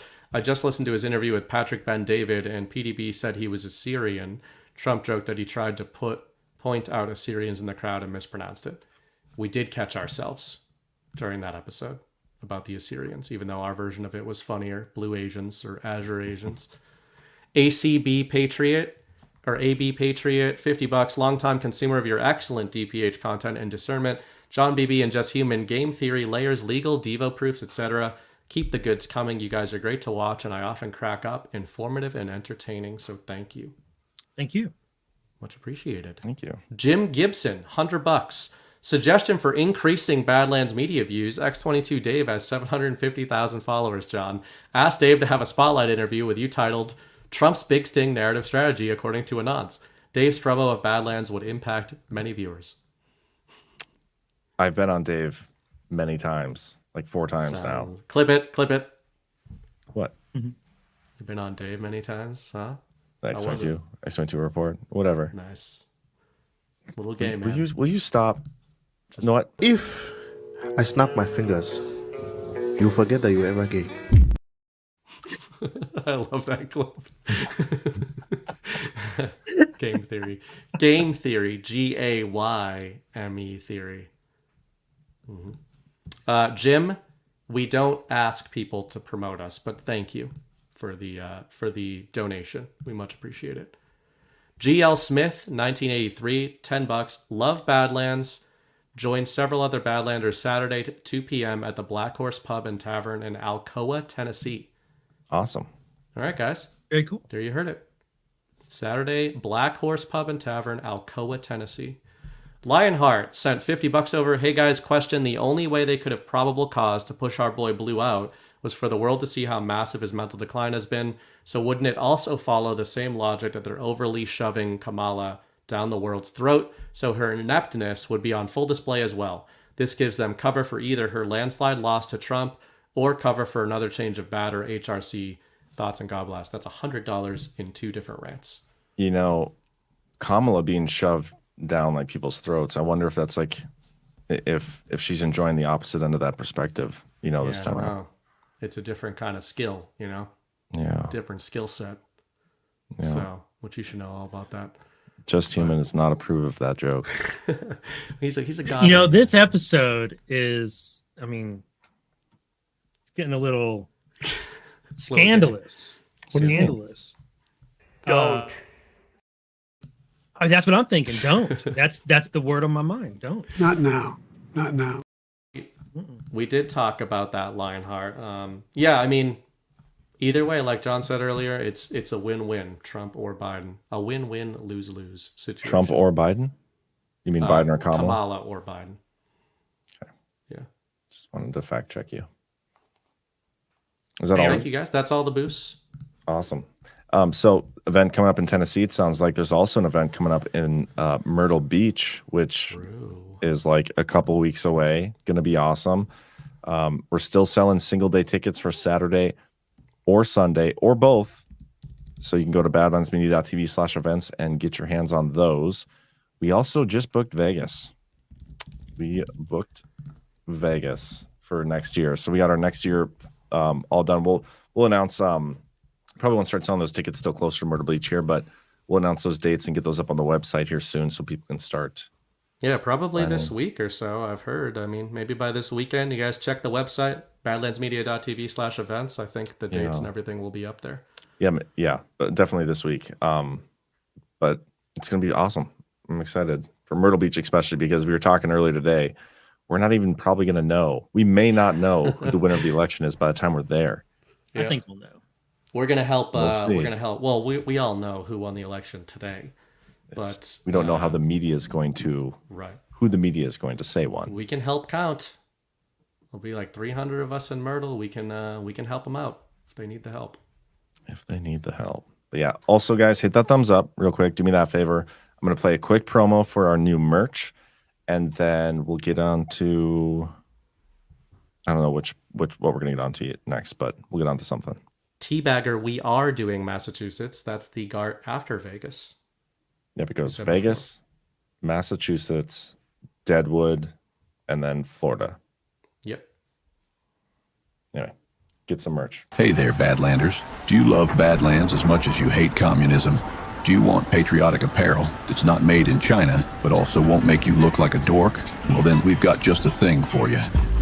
Introducing an entirely new line of official Badlands gear made in partnership with the Culture Warriors at Rise Attire and Rise INTL. With 4 brand new collections of original artwork across a wide range of products to choose from. Spread the signal with deep-cut symbols from Devolution lore to the ghosts in the machine on the front lines of the Psy War. Wrap yourself in America the Beautiful with the warm tones and textures of Badlands National Park. To the eye of the storm in Mount Rushmore. This is premium quality streetwear, custom made to order from scratch just for you by the Patriots at our East Peoria, Illinois facility. Don't wait. Explore the entire store and order your new gear today at badlandsmedia.tv/rise. Represent Badlands boldly and proudly.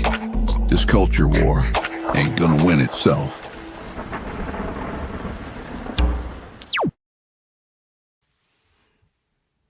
Awesome, guys. Get your merch. It's pretty sweet. That the glitch effect, the Cywar one, amazing. Anyway, I think I want to show the Kash Patel clip quick because I think we'll have a shorter discussion on that than we would the Iran leak story. So let's maybe save that for last. I mean, there's so much more we can get into, but this is a pretty interesting Oh, and you know what? Actually, let me show this one first. This was Trump the other day, and this is really quick. See, we have all those clips from Trump where he's talking about, I mean, even the clip pinned to the top of my Twitter profile where he's like, this my second term, which I'm kind of having now.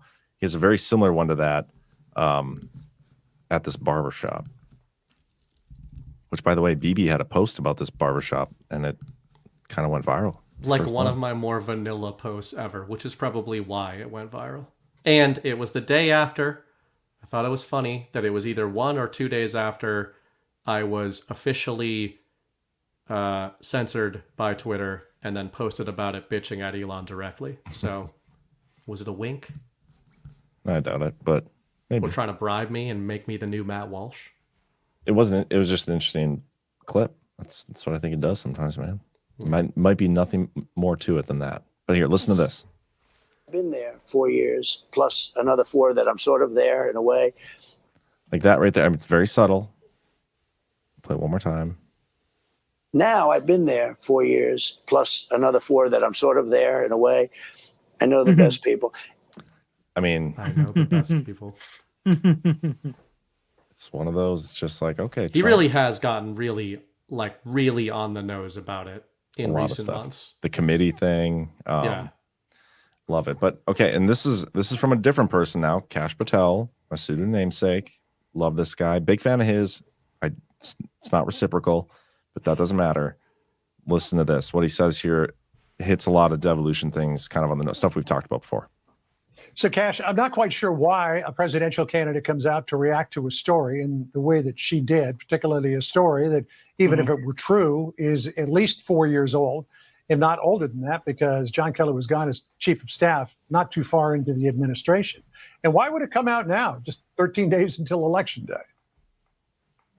Because they want to put President Trump and his powerful national security policy on defense. We are not going on defense. When President Trump was a commander in chief, he went on offense. He ended the forever wars. He crushed the narco traffickers. He brought home hostages. He ended child sex trafficking. And he was brave enough to use military assets in an expansive order to keep not only Americans safe, but the global world order safe. He made sure the DOD was no longer politicized and weaponized. Every one of the names she mentioned, all those individuals begged and auditioned to be in the positions they got. And when President Trump told them that the Department of Defense is a civilian chain of command, just like President Washington or our Constitution designated it to be, they did not like that. They were fighting off 60 years of the defense industrial complex owning the Department of Defense, and Donald Trump restored civilian authority to the chain of command. And he executed that when he asked for an investigation of Vanessa Guillen's death, tragic death, so we know what actually happened, and so the military can provide her the full honors and designation she deserves. That's the commander-in-chief they want. What they want now is us to react to headlines, and I'm going to remind the world what Donald Trump did as our commander-in-chief, and I am going to remind the world that he was the one that did not politicize it and did not bend the knee to Washington, D.C. and the generals that have been going in and out of the defense industrial complex, raking in tens of millions of dollars off of another man's war and sending men and women to die for matters that aren't our own. That's what they are afraid of, that President Trump will restore the DOD to the civilian chain of command the Constitution demands and safeguard this world and our nation. So there's two things.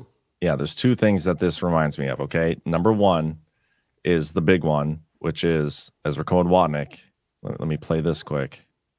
Today, the Department of Defense has started the process of formalizing what we have long known, the fundamental role of U.S. special operations in defense and foreign policy by elevating special operations forces to a level on par with military departments as authorized and directed by Congress. As we enact these reforms, we follow the vision of President John F. Kennedy, who predicted the rise of special operations nearly 60 years ago. He foresaw, quote, another type of war, new in its intensity, ancient in its origin, that would require a whole new kind of strategy, a wholly different kind of forces which are too unconventional to be called conventional forces, which are growing in number and importance and significance. President Kennedy gave these remarks at the opening of the nuclear age, when the Pentagon was primarily organized to plan and direct large conventional operations against superpowers, not special operations short of overt declared conflict. The global demands for special operations forces then and now has confirmed President Kennedy's foresight.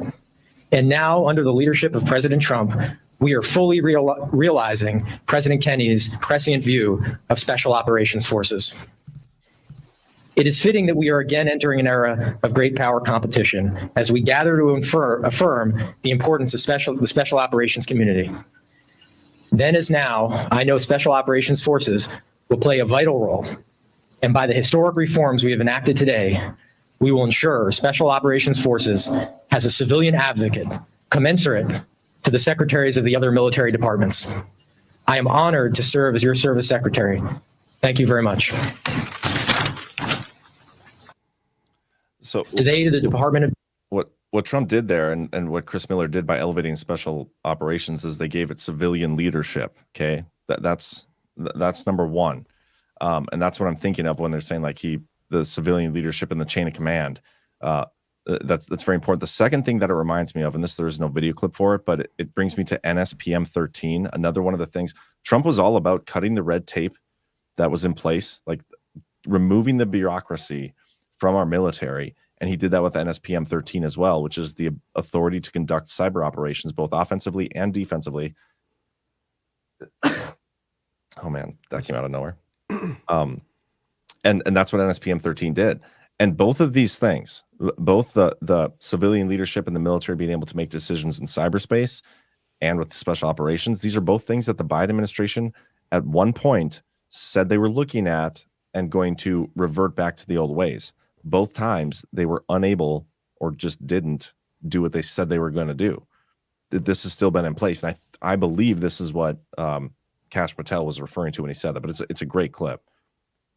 I went back and was looking for some of the changes that Trump did at DOD, and I had it pulled up on my laptop, and I found some articles that listed like here's 5 key things that Trump did in his first term, and like one of the big ones was immediately upping the defense budget and dedicating a huge portion of it to readiness, and the military was left in a disarrayed state, an unprepared state.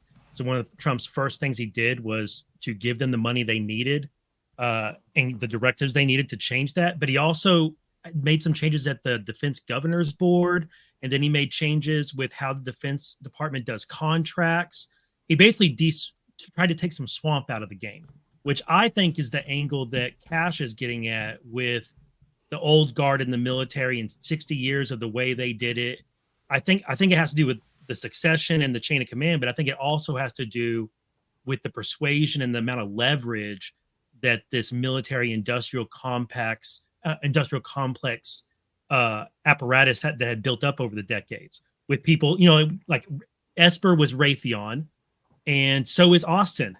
Isn't he also Raytheon? So like two most recent Senate confirmed defense secretaries are both people who served in the military, jumped out, went to Raytheon, made a ton of money, then jumped back into the Pentagon, and now have leadership roles where they have input on who gets contracts for what and for how much, right? So this cronyism. Anyway, I found several examples of changes Trump made during his admin that fit with what Cash was talking about. And I think these are real changes that Trump made to the military that have a lasting impact well beyond his terms. And I don't think they're things that Biden has undone. It seems like Biden has put some poor choices in certain positions in the Pentagon, but I don't think that Biden has made these changes. I don't think Biden has undone these specific changes that Trump did that reformed the military. You know, what's interesting about what Trump did too, and I'd have to go back and look at the former administrations because maybe this isn't that uncommon, but a lot of the civilian leadership, especially at the beginning of Trump's term, like so the civilian leadership are like the Secretary of Defense and the assistant secretaries that are all at the Pentagon that are overseeing each of these different branches, right? Mm-hmm. A lot of that leadership initially was retired military generals. Like there were former generals that were military, retired and became civilians, and then came back in to be leaders again. They weren't just like civilians their whole life, not part of the military. I wonder if there's anything to that too, because by the end of his term, there wasn't as much of that. Chris Miller is obviously former military. I mean, Ezra has some military background, but he wasn't a general. I'm gonna have to look into that because there might be something there. Well, to that point, John, actually, you guys are much more read into the specifics there. So it kind of sounds at first blush like that's what you guys are discussing. Besides devolution, I mean, devolution's the obvious one. Irregular warfare, the actual changes to the chain of command. You're probably more on the signal. But to what you just said, that was kind of how it was striking me. I couldn't help but think about when he invokes George Washington there. When Cash invokes George Washington, it's how quickly we forget. It's kind of funny that, the idea is that the people elect the president, right? Which is really the people are electing their general. They are electing their commander in chief, and he can put whoever the fuck he wants in his circle, right? He could call his dad as the president, as the commander in chief, and ask him who he thinks we should how he thinks we should approach national defense. That's what vesting your power into somebody, your defensive capabilities into somebody as a sovereign, as a free sovereign is all about. So I do think that there's probably something to that besides the devolution of it all, is saying, this doesn't have to be military roles. In fact, it's probably good that we have people with military experience in the DoD, but we need more civilians. We need more people that are not part of that machine, even if they're not the Raytheon crowd you mentioned, Kyle, right? Even if they're not the military industrial complex guys. I mean, I have family members that I love very much who are, Trump people, but very normie military, kind of the military's the way. And I don't want those guys necessarily at the top of the chain of the command, because all I have to do is tell them Russia may be not bad, or at least maybe we shouldn't have an adversarial relationship with some of these nations, and they start freaking out with some, Bush era jingoism. And I think that might be the thing here. I also, one more point on it is when you bring up the Ezra clip, really fascinating when he's talking about an enemy ancient in origin, and to loop it into what Kyle said as well about Raytheon and the military industrial complex, the timeline of Dwight Eisenhower, who famously ended his time as president by warning the American people about the military-industrial complex. Unless I'm mistaken, he coined the term and disclosed it to the American people, leads right into the Kennedy era after him. And those guys were obviously absolutely against this deep state machine that then came in with Lyndon Johnson and ousted that. So this really does seem like a return not just to JFK, but sort of a fusion of the JFK era with the Eisenhower era. Interesting. I just want to say that the change in succession that Trump made at DOD put Ezra Cohen Watnick 7th in line to be defense secretary in the succession. And the changes that Trump made, he made them at the very end of his term, but Obama made those changes at the beginning of his term. Obama altered some of those same positions when he first got sworn in, and then Trump changes them in December. And when I was looking at that today for the first time, I kind of thought, I wonder if there was actually a scenario where they were worried about an attack that would incapacitate people in the upper echelon of command. Iran. And so, yeah. And so Trump and team made this change during those early days of Devo. This would be before Biden was able to confirm anybody. Biden wouldn't take office for another 2 months. So Trump he was in a position where if we're pulling this Devo thing, let's put in people down the line of succession that are going to be there just in case something happens where there can't be any confirmed people in those positions. What was the date on that again? December. It's not 7th. It's December. Was it November that he did it? Let me. 13. I already have it over here, don't I? So I have it over here. I have it on my laptop. December 15th. Actually, it was December 10th. So 3 days after the. Yeah, December 10th. Okay. What's interesting about that too is Biden has not done one of his own. Like he hasn't changed. He hasn't revoked this order yet. So I'll put this in chat for y'all. Yeah, that's notable.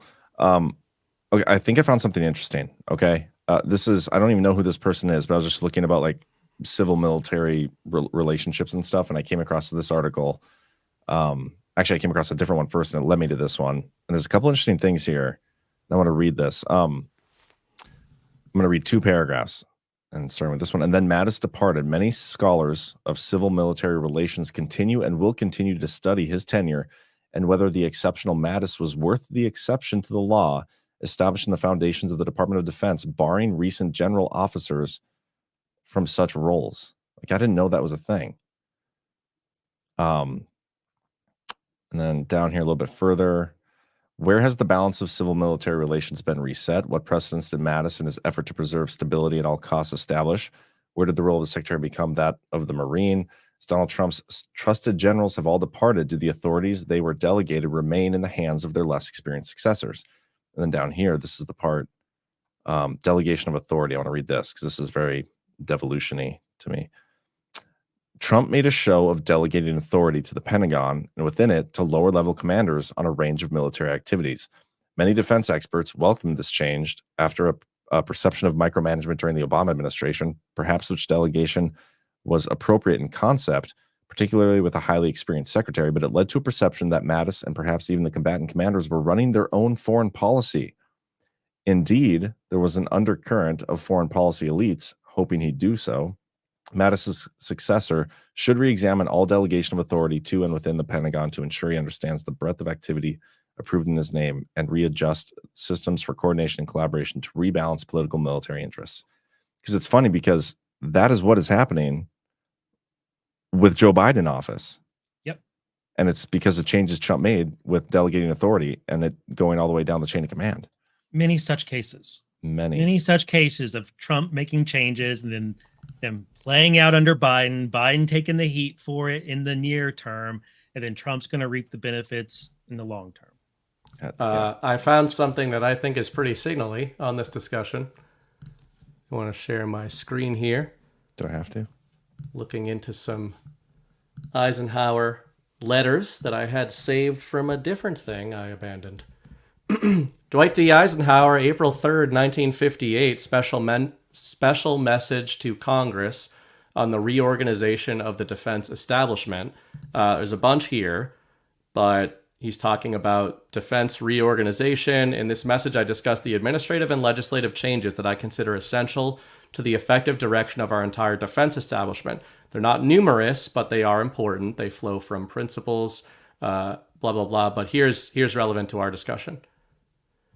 These various steps toward more effective coordination of our armed forces under one civilian head have been necessary, sound, and in direction pointed by the lessons of modern warfare.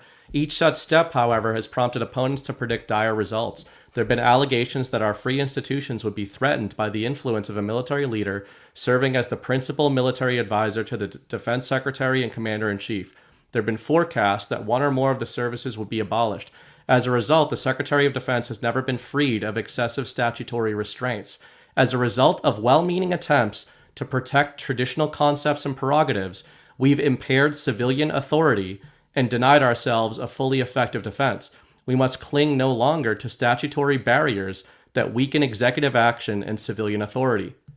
And then he's talking about the number of headquarters between the commander-in-chief and the command of each unified command must be kept at the very minimum. Every additional level court's delay, confusion of authority, and diffusion of responsibility, which is exactly what you guys are talking about. When military responsibility is unclear, civilian control is uncertain.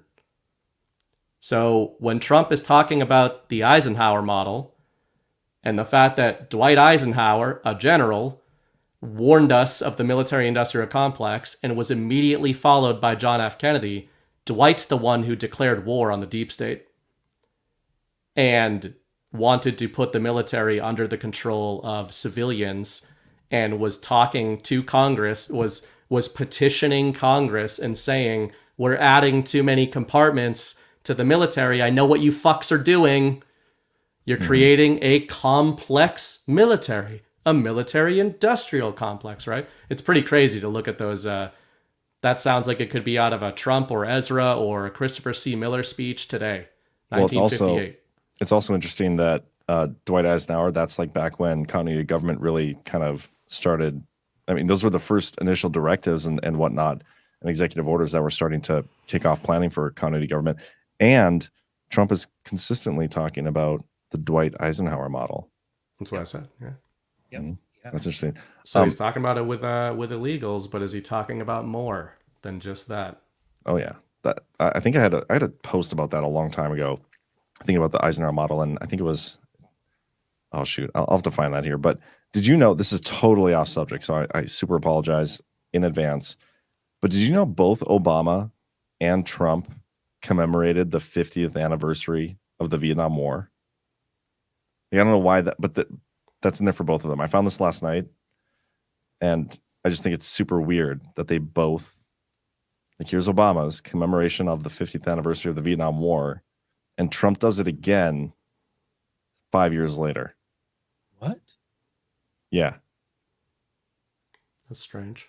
And if you know, the Vietnam War, like, that was started with the Gulf of Tonkin thing, like where it was totally fabricated. It came out that they just totally made this up and it drew us into this big war. And I wonder if there's something to that. Well, I've been saying for a couple of years that I built one of my predictions is that we're going to see a Gulf of Tonkin rerun in the Taiwan Strait. Oh, but this time, wouldn't it be interesting if the whole world in the age of information immediately knows that it's bullshit, right? Yeah. Like, we've got U.S. carrier groups going through the Taiwan Strait, and if we get media reports that China has bombed one of them that turn out to be bullshit, we get a complete narrative rerun of the Gulf of Tonkin. Well, honestly, if you think about it, the entire Biden administration is a Gulf of Tonkin. Like, they're all lying to us about him being the real president, right? This whole administration is. So Trump made Vietnam Veterans Day official. Oh, that's cool. Interesting. Is that what you're talking about, maybe? Nope. November 2017, Trump marked Veterans Day and the commemoration of the 50th anniversary of the war. What the world? You're right, November 2017. Yep. They both did it.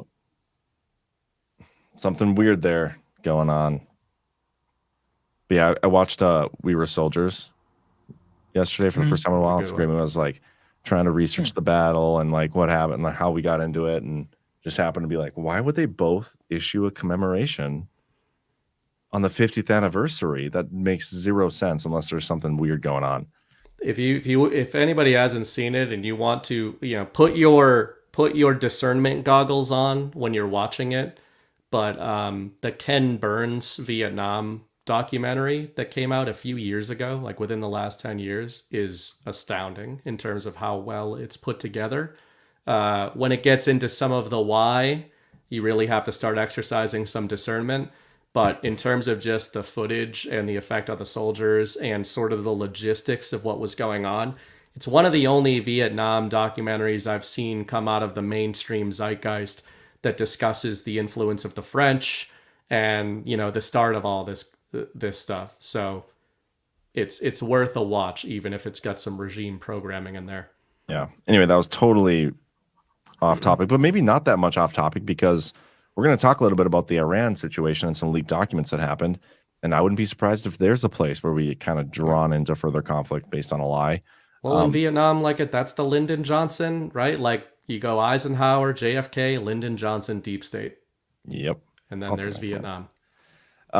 So it's not just Biden under fire, but this is the article I'm going to read. Biden under fire for U.S. intel leak of Israel's Iran attack plans. So it wasn't Biden, as far as we know. It could have been. There's a lot of speculation. I think they list who in here it might be, but I'm going to read some of it. The FBI launched an investigation into a leak of classified U.S. assessments of Israel's potential plans to attack Iran, while Republican critics ripped the Biden administration for mishandling intelligence just 2 weeks before the November 5th elections. The FBI is investigating the alleged leak of classified docs. Basically, these documents, the plans showed up on a Telegram channel, and this is who they said did it. Where's it at? The official report. Added serves within the Office of the Assistant Secretary of Defense for Special Operations. Holds a security clearance that provides access to highly sensitive information. Her name, like you said, is Ariane Tabadai. Yeah, and so that's who everybody's saying it is. But the thing that's crazy is she was listed in a report like well over a year ago about her ties to Iran and everything, and she's never was removed from that position at the Pentagon. But this is a huge scandal for this to have happened. But it all comes back to like, looking back in some of my earlier Devolution articles that I wrote about like some of the context. I think it was like Article 10 going into the Benghazi situation, which Joe Lang has done a great job going into that. But Iran generally and the Obama regime's support and work with Iran, and then now the carryover in the Biden administration of them continuing to do that, wanting to get back into the Iran nuclear deal, and now their almost muddied response of how to approach this war that's going on there. But this leak of operations, I mean, this is a huge scandal, and it might only be scratching the surface too. Like I wouldn't be surprised when we get disclosure on some of this stuff if this is just the tip of the iceberg. But I know you guys talked about this on Defected. If you guys maybe want to shorten whatever you said on Defected. No, we didn't talk about this because this news hadn't broke, I don't think. Oh, well, we talked about a different Iranian. There's been like 3 or 4 different Iranian developed events in the news in the past week. Well, in reference to this, what we had discussed when, John, you just set it up at the end there with the tip of the iceberg. I was just laying out a purely hypothetical on Sunday night when we all acknowledge that Donald Trump is seeding it. The media seems afraid of it. Hillary Clinton seems afraid of it. There is something about Kamala Harris or her involvement that they are terrified of coming out. And maybe it's a Diddy type thing. Maybe it's some sort of, it's certainly not the plagiarism scandal that Zero had just talking about 24 hours a day. Like, yeah, she's a liar. Okay, we get it. Like she's a retard. Everybody knows this, right? So I had floated the hypothetical of, well, they're calling her Obama 2.0.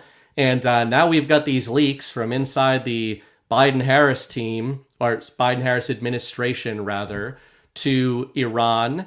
We know all the connections of this regime, the Obama regime, the Clinton regime to Iran. And wouldn't it be something if Kamala Harris was somehow in the orbit of any of this. I mean, total hypothetical. There's nothing so far, but if you're looking for something that would qualify as a massive scandal, it would be somebody on the ticket sharing information. And the reason that I don't think this is totally crazy too is, besides the Tabatabai person that they're accusing here, and another report was talking all about the Five Eyes and specifically New Zealand, and saying that they had a hold of this information and that that's supposedly where the leak kind of got out of. So you start to think of Five Eyes people. And then today, it just made me think of it even more when you have the Trump team going after the Kamala campaign for colluding, speaking of foreign collusion, for colluding with the UK Labour Party on Oppo research and specifically on censorship of Twitter, going after the Twitter platform. So it's there's not a direct connection yet, but it feels like Iranian leak, Five Eyes intelligence, Trump team is telling us Kamala is colluding with Five Eyes, and there's an October surprise coming about Kamala. Well, see, I look at it a little differently. I don't think there's any connection or going to be any connection between Kamala and any of this scandal. I think her scandal is going to be totally different. I don't see her being smart enough to be involved in any of these discussions. And there's lower level people with like direct connections to Iranian intelligence who it's like that narrative has been out there for over a year. It was just a matter of time until proof came out that they were actually leaking this stuff. But the fact that this person was in the administration and not removed, that's a huge scandal as well. Like the signs were there. I suppose it's possible that she was the one directly linked. I'm not even saying like Kamala was this spy who was carrying the envelopes. I just, it's happening in their administration. And, a lot of the headlines, I know they would be doing this anyway. But for some reason, the way the narrative is striking me, it's talking about Joe Biden is the one hunting this information down, right? That might be bullshit. But it's like, Joe didn't know this was going on, supposedly, and it's people in his administration. Did she know about it? Does she know these people? Who knows? Yeah. But go ahead, Kyle. So I think Iran is one of the most important stories of the past 4 years, 5 years. And I've been sharing about stories from Iran and what's been going on with DOJ and Treasury action against Iran. I've been talking about Robert Malley and Ariana Tabatabai and all of these people that were caught a long time ago. Over a year and a half ago, Malley failed to show up to a security brief in May of 2023. And when the senators asked where he was, they were like, actually, he's away on leave right now. And then a month later, it turned out he'd been suspended and his clearance revoked because him and his office have been caught sending emails directly to Iranian IRGC, directly to IRGC officials in Iran, telling them about the internal conversations of the Biden admin. Their National Security Council meeting notes were being sent by Joe Biden admin people to directly in the Pentagon, directly to Iranian intelligence operatives. This is after the Biden admin freed up billions of dollars for the Iranian regime to use. They took it, sent it to the Houthis, sent it to Hezbollah, sent it to Hamas, sent it to all their terrorist friends who then used that money to arm themselves, buy equipment, train fighters, and attack Israel and attack U.S. interests abroad, etc., and also recruit mercenaries and assassins to go to the U.S. They sent different merchants over to the U.S. Asif Merchant, he got arrested this summer. He was trying to what? Do three things: steal classified documents from the U.S., conducting computer espionage, find people to conduct fake riots and create social disturbances at protests and rallies, and 3, find people who would kill President Trump, Mike Pompeo, Bolton, and a whole bunch of other people. Iran has been attacking the U.S. for year after year after year for decades. They've been killing Americans for decades. They've been arming terrorists for decades. This administration armed them to the tune of billions of dollars, relaxed sanctions on them, and allowed them to open up their industry. And now Israel is in a war with all these different terrorist groups and about to be in a war with Iran. And what does the Biden admin do? They install people and then keep them working and keep them having access to classified intel that they're now sending to Iran. So get this straight. The Biden admin is no longer in communication with Israel because Israel doesn't trust the Biden admin. Israel cut off the Biden admin from their intelligence and from their operational planning and briefing months and months and months ago because they don't trust them. They knew they would leak. Sure enough, they have been leaking. The reason the Biden admin had this intel is not because Israel gave it to them. Right. The Biden admin didn't have Israel's plan. Israel's plans didn't leak. That article's wrong. And most articles I'm seeing about this are wrong. What leaked was the US's own intel about Israel. What leaked was the US's own surveillance of Israel's Air Force. And then our own estimations of when we think Israel might use its Air Force against Iran. Crazy. And these people, somebody in the Pentagon, took that from a National Security Council meeting or whatever other high-level meeting it was, and this was high level. This is in a skiff, in a situation. Nobody can have this intel. And they took it and they sent direct copies of it to Iran and to Iranian agents. This admin is caught so bad right now. They are sharing intel that we gathered on our allies with our direct enemies. Like this should be the number one story in America. The Biden admin is sharing classified intel on Israel with Iran, who is actively trying to kill Joe Biden's opponent in the election. Yeah. It's the Biden administration's allies, though. That's like what's they're sharing intel with their allies. Their allies, yes. Yeah. Like Trump this spoke with is Netanyahu like last week, by the way. Yes, this is it's impossible to really spell out how big this is, and it has. This story has been in Washington and has been underground in Washington for a year and a half. And I've reported on it. Jerry Dunleavy has reported on it. Jennifer Van Laar over at Red State has been on it from the very beginning. Lee Smith has been on it over at Tablet. I feel like I'm in this space with a bunch of like Spygate, Russiagate sleuths who we all picked up on it, that this was a huge, huge scandal. And then the rest of the media ignored it because they don't want to talk about it. It's been like this. Wait, hold on. What are you talking about? Like I'm talking about Iran, the complicity between the Biden admin and Iran. They've known about these classified leaks. They've known about this corrupt arrangement. Okay, Malley, the guy who got suspended in May 2023, he was either high school or college classmates with Secretary Blinken. Yeah. Blinken and Malley are like this, and Blinken had Malley as the point man on the Iran nuclear negotiation stuff. Yeah.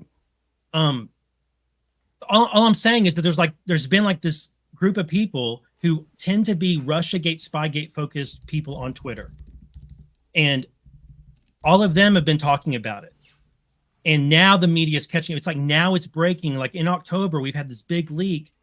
And if you dig on this story a bit, you'll find that there was foreshadowing of it for years and years going back. And this has been a thread, like the Iran interference in our election and in our government. And Iran meddling in the U.S. has been a thread throughout this entire admin. And it goes right back to Trump's admin. It goes right back to Iran meddling in the 2020 election and hacking state voter rolls back then, them sending agents over here back then. They're trying to, I don't know. I feel like this should be the thing to attack the Biden-Harris admin over, because they are trying to get our candidate killed. They're trying to get our candidate killed, and they're trying to subvert our allies in the middle of a war. It's really difficult for me to think of something more scandalous than what is developing here. And it's been a slow boil, but it's been there on the stove the entire time. It feels to me too, with the way you lay it out, we're using the term Iran and that's what it is. But even when you make that connection with Blinken, there's plenty of others with direct connections to Iran. I think that you can also see the reason I was thinking about Kamala, take Kamala out of it. Just look at it as the administration October surprise, right? Like you're talking about with the seismic nature of this. I think that the reason it could also be much more coming out about this Iran scandal is that if you're looking for an awakening, like a normie level awakening type of thing to just jar people into holy shit that we're dealing with treason here. How do you get a normie to start talking about treason. It's probably not through Epstein theories. It's whether they're true or not. It's probably not through some of these other scandals, right? That we think are going on. But if you have Iran as the lead, that's like the Trojan horse narrative as the lead. Okay, U.S. collusion with Iran. I'd said on Defected, it starts there. It starts at a 10 out of 10. You've got people in the U.S. administration actively colluding with the Iranian regime. That's obviously treasonous, right? But the key to it is how far back, when you mentioned earlier, John, Joe Lang's reporting on Benghazi and on and on and on. From Obama to Clinton to Bush, all the way back to the Reagan administration, which was Bush Sr., which we mentioned on Sunday night. The Iran thread has the potential to unravel, and it's easy for normies to engage with. These people were working with a foreign adversary. Eventually, you can start unraveling that narrative trail to the point where you go, wait a second, are these Americans colluding with Iran? That's bad enough. That's treason.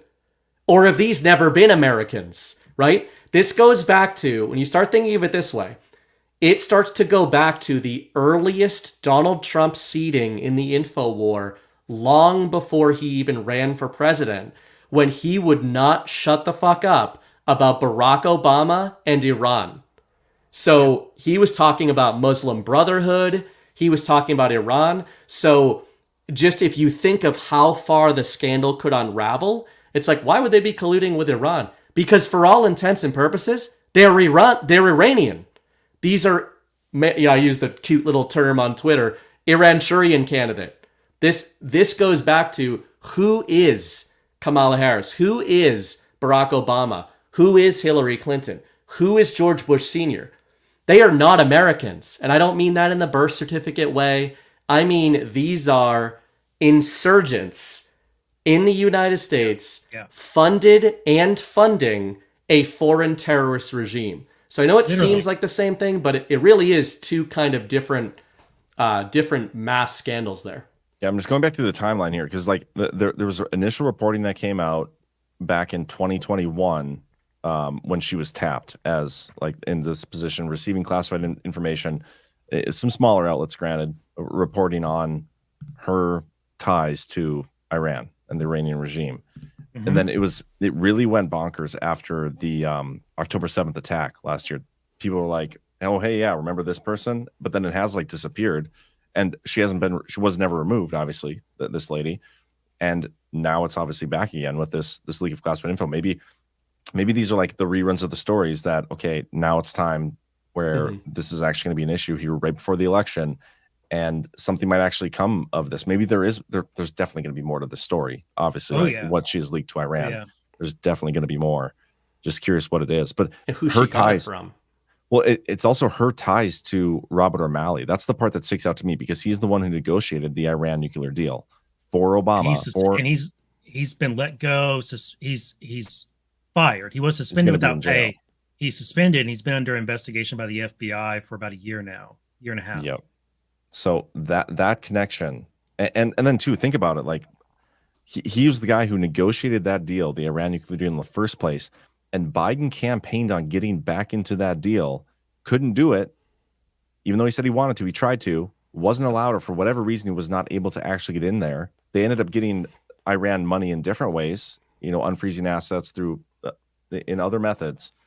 But then also you tie it all into the Iran hack of Trump's emails, Iran wanting to assassinate Trump, but also the shadow campaign that Trump unleashed on Iran before leaving office.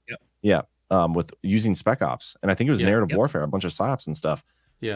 Like there's this shadow war going on between the Devo team, Iran, and the current administration. Like that's actually a clear ass picture. Dude, the Iranian regime is fighting for survival. They are fighting for their survival. And like they're looking at the end, like the Iranian regime could be gone a year from now. They're watching all of their people get assassinated in Tehran. Like they know that this is literally life or death, and death is around the corner like tomorrow. So the Biden they're willing to do administration what is leaking plans. and the Biden administration is giving them money and leaking intel to them to help them survive. What is the purpose of leaking the U.S.'s intel on Israel's Air Force preparations for an attack? Perhaps to deter Israel from attacking, to warn them, hey, it's coming. This is how they're going to attack. They were counting how many warheads and what type of weapons, what type of planes they were readying. Like, they could have drawn from that information about what type of air attack they needed to prepare for, and they could have deduced what type of targets would have been hit. Yeah. Like, this gets people killed. And the Iranian regime is definitely in a place where they're willing to do any extreme measure they can to survive, right? And the Biden regime is also trying to survive. Sounds like it's the same regime, perhaps. And that's another little nugget that we had discussed on Sunday night that you just reminded me of, John, with the Trump hack.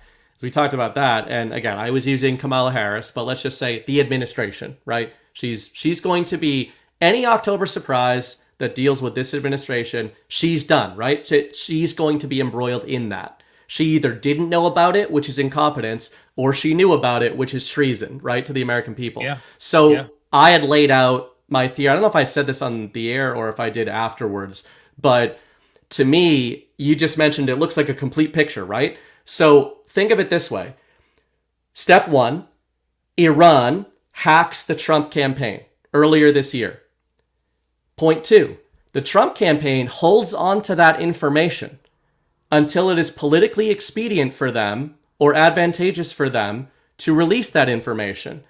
Step three, the Kamala campaign panics along with the media that the Trump team knows about the Iranian hack and claims they had nothing to do with it, and also that Iran hacked them too, right? Mm-hmm. That was their response, Politico and the Kamala campaign. And then we find out that somebody in this administration is leaking information to Iran about Israel. What that looks like, ladies and gentlemen, is quid pro quo. It looks like a regime hacked the political opposition, tried to kill the political opposition, Donald Trump. Trump holds the information, and then this regime somehow, this Iranian regime, somehow gets classified military information out of the administration that stood to benefit the most from their hack and from their assassination attempt. So I know you said that differently earlier, John, like that's the timeline, but think about a scandal, the level of a scandal. If it is hinted at that the current U.S. administration has a quid pro quo going with an enemy of the United States to get opposition research and assassination attempts on their political opposition. Like, it would put all political scandals in American history to shame by an order of magnitude if even lower level people in the administration were involved in the quid pro quo. Everyone associated with that administration goes down and goes to military tribunals. And I'm not even making like a glowy, like that is what would happen. Every single person that this intelligence touched that was ever involved in conversations about it, they are brought before IGs. That's how this would go.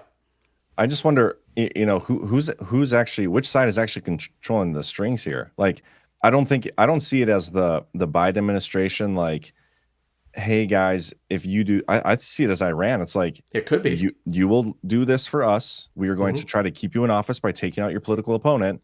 But if you don't want this information coming out, you're going to continue doing what you do for us, and we'll keep, because everything Iran is doing for the Biden administration is only to keep them in office, which is their lifeline essentially at this point. And so who's actually calling the shots here? Yeah, it could be Iran. It probably is. I don't know, but it's interesting. We obviously have so much more to come out. I don't want to speculate too much, but yeah, it's speculation, but just that you can see the shape of it, right? Like you can generally see a quid pro quo shape. And isn't it interesting that quid pro quo was not something Americans talked about until Donald Trump, Volodymyr Zelensky, and our boy Blue seeded that like crazy into the American mind. And as we see with most of this narrative warfare stuff, I think a key that patriots are doing is they seed all of this stuff narratively through the lens of fake scandals against Donald Trump, right? There's no sauce to them because there is a real version of it on the other side.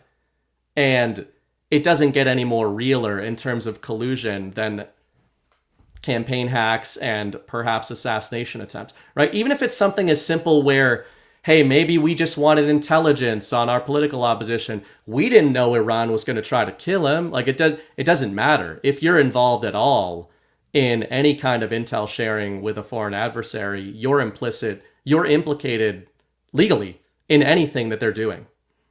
Yeah. I don't know. Kyle, I mean, I anything can't on think that? of anything bigger, but I think Iran is going to continue to be one of the biggest stories of this election. I think Iran was a big story in this election before either candidate declared that they were running. And I think the media doesn't want to report on it. And I think a lot of people are turned off to it because they got worn out by neocons pumping the Iran fear mongering for decade after decade. But it's real. And yeah, I don't think this is going away. I think it's only going to get worse for this administration. I agree with you there. I wonder though if, because of everything you just said, like this is probably the most damaging story for the Biden administration in terms of the actuals. But I see it as one of those things that we're not going to get the actuals and to the bottom of it until after Trump's back in there. Like that's when we get the disclosure on it. Sense. So it's like one of the biggest stories for sure, but it's not going to be a big narrative story during this election, and unless something huge gets dropped on this specifically, like evidence of what got leaked and who leaked it and all these things, and maybe, but or just accusations, right? All you need for an October surprise is accusations toward more senior members of the administration, because we've got who are probably going to end up being patsies, people who were involved, but they weren't acting alone. I don't want accusations. I want proof though. Like it's no, but it's I hard mean, for me to run with point, that stuff. I think Trump's enemy within comment is this. Could be. I think he dropped that enemy within comment because he knew this was about to drop, that the Iran stuff was going to get blown up even bigger. And so he went ahead and dropped it. Maybe we'll see an indictment of Malley soon, and Trump will again say enemy within right there. Mm-hmm. Mm-hmm. It just is interesting. I mean, I'm going to bring up a little video clip. I know it seems silly to suggest that this could have to do with Kamala, given what we've seen of her. But man, the stuff that Trump is saying is just, it's strange. I don't know what the hell he's talking about if it's not this. You're serious? Yeah, that's it. Most unfit vice president in the history of our country. No one respects her. No one trusts her. No one takes her seriously. This is a woman who took yesterday off. How do you take yesterday off? You got 13 days. You're running for the presidency. She takes her time off. I've gone 52 days in a row, and I'm not taking any days off. That I can tell you.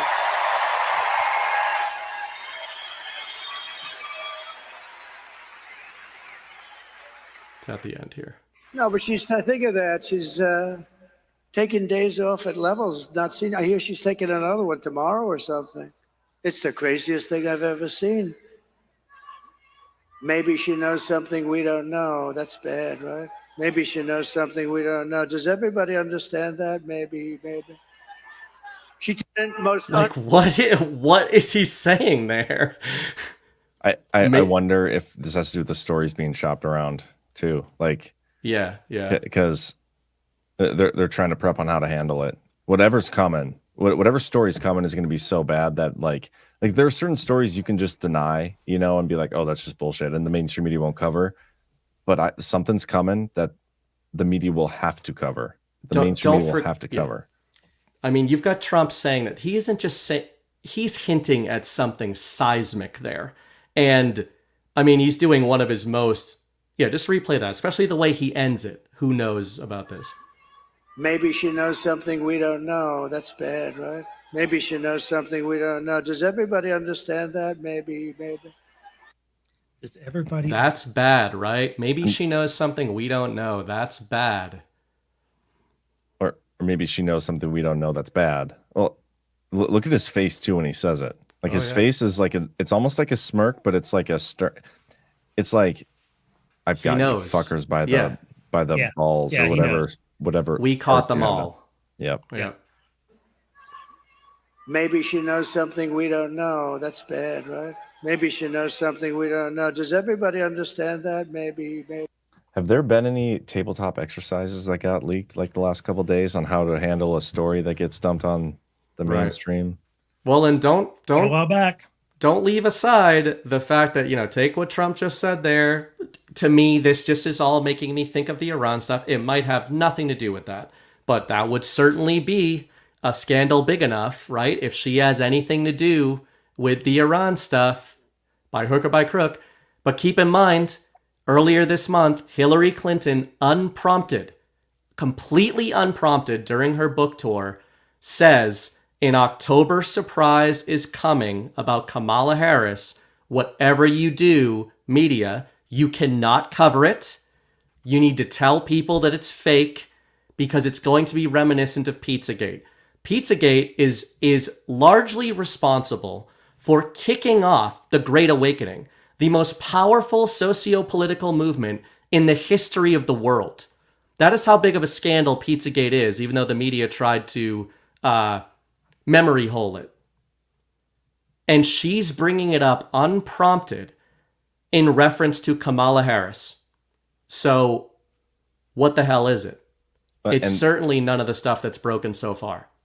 And it's also, let me play that clip too, because these two clips are almost connected. It's like Hillary Clinton saying there's going to be something that comes out, and then Trump saying like, hey, what is it going to be? Bad. Does she know something? I don't know. But then this comes back to like, whatever it is.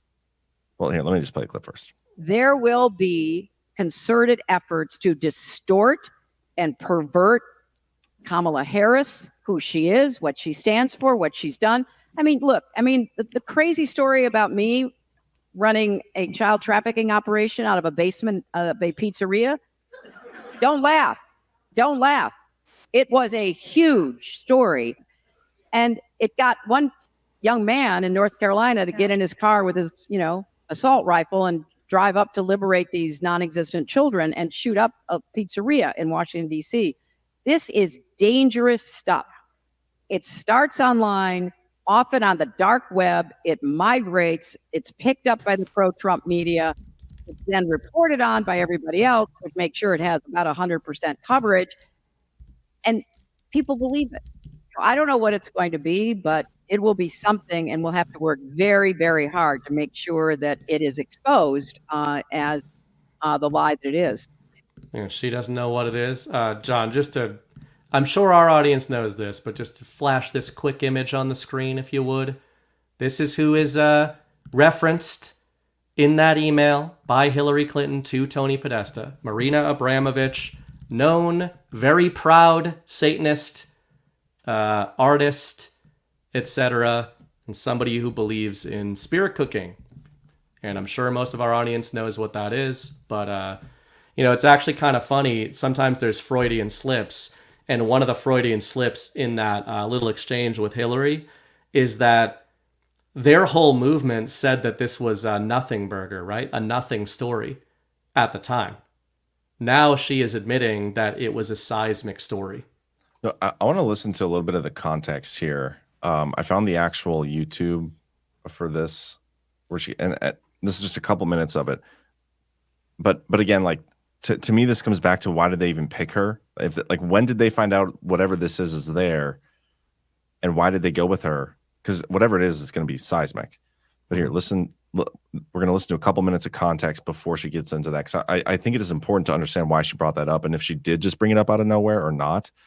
Foundation that has done so much good work, and I say in the book, one of the leaders of the groups that judge foundation said, if Hillary Clinton had run for president, the Clinton Foundation would be seen as one of the greatest philanthropies in our country, but it was just hammered and innuendo and lies about it. And so I think it's not ordinary people. We are used to defending ourselves.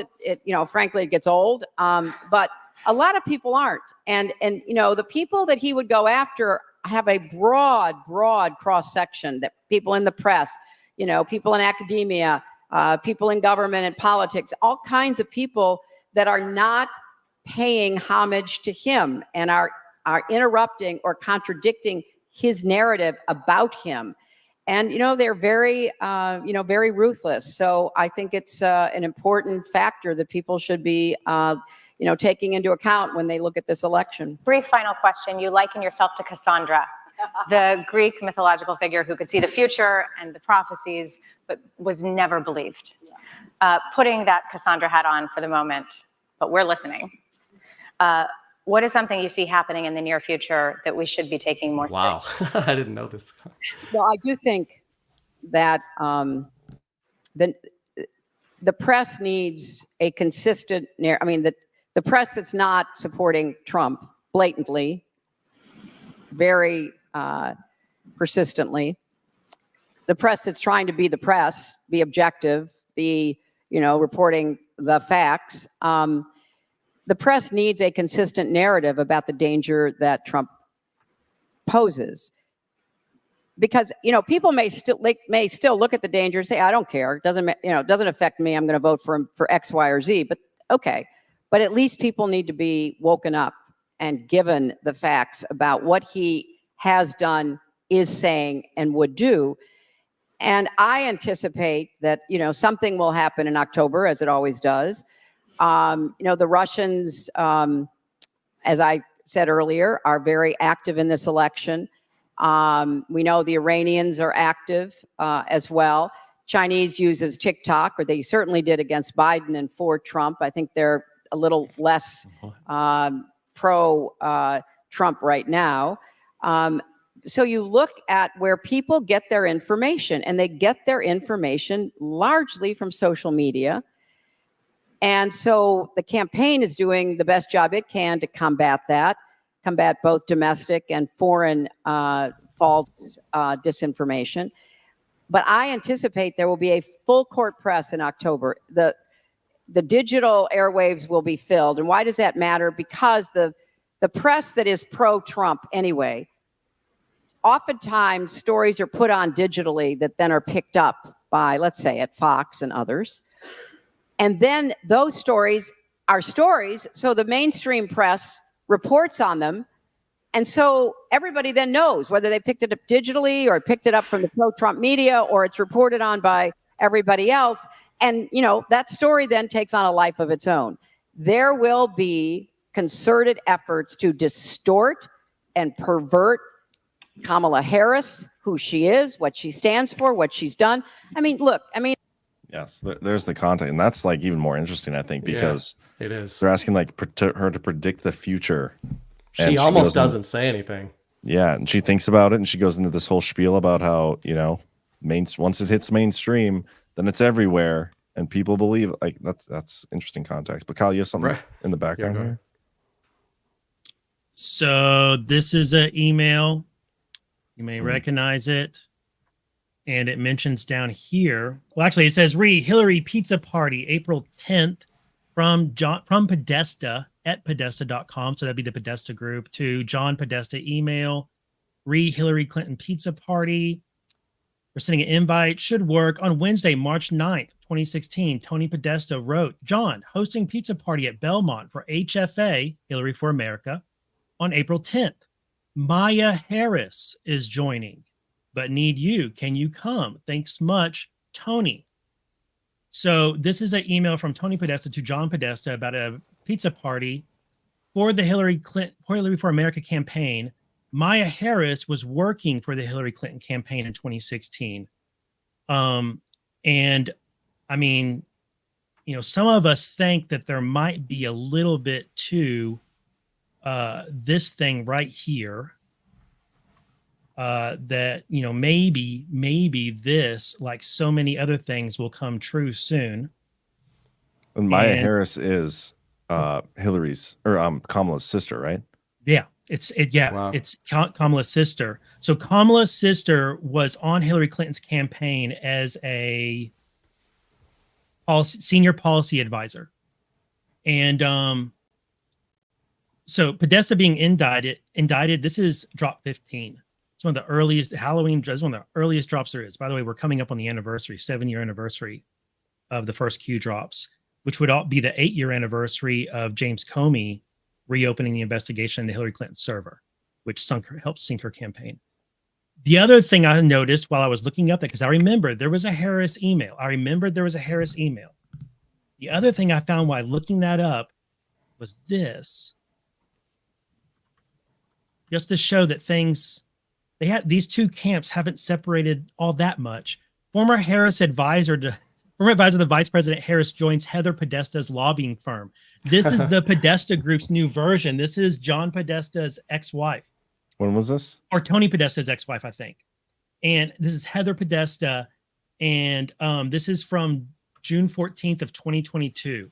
So one of the people that abandoned ship from Kamala went on to join the Podesta's new advisory group, DC Swampy PR firm. So I'm bringing that up just to show that like this relationship between Podesta's and Harris's has not gone away. Like they were working together and friendly back in 2016 and working on Hillary's campaign, and then Vice President Kamala's office had an advisor in it that's friendly with the Podestas and now works for him. So, you know what? When you lay all that stuff out, Kyle, I mean, I went on my whole around spiel just because it's afflicting the administration right now. But just sometimes you've just got to look at the whole lay of the InfoWar land, and we've got the Diddy thing resurfacing Epstein. We've got Eminem, which many will remember the drops that he is pictured in with Rachel Chandler, accusations of trafficking there. So we've got swirling in the ether right now, Hollywood, music industry, entertainment industry, Epstein Maxwell political industry. And what are they all unified by? Crimes against children, right? There's a lot of stuff to there. There's a lot of stuff to Diddy. There's a lot of blackmail, etc.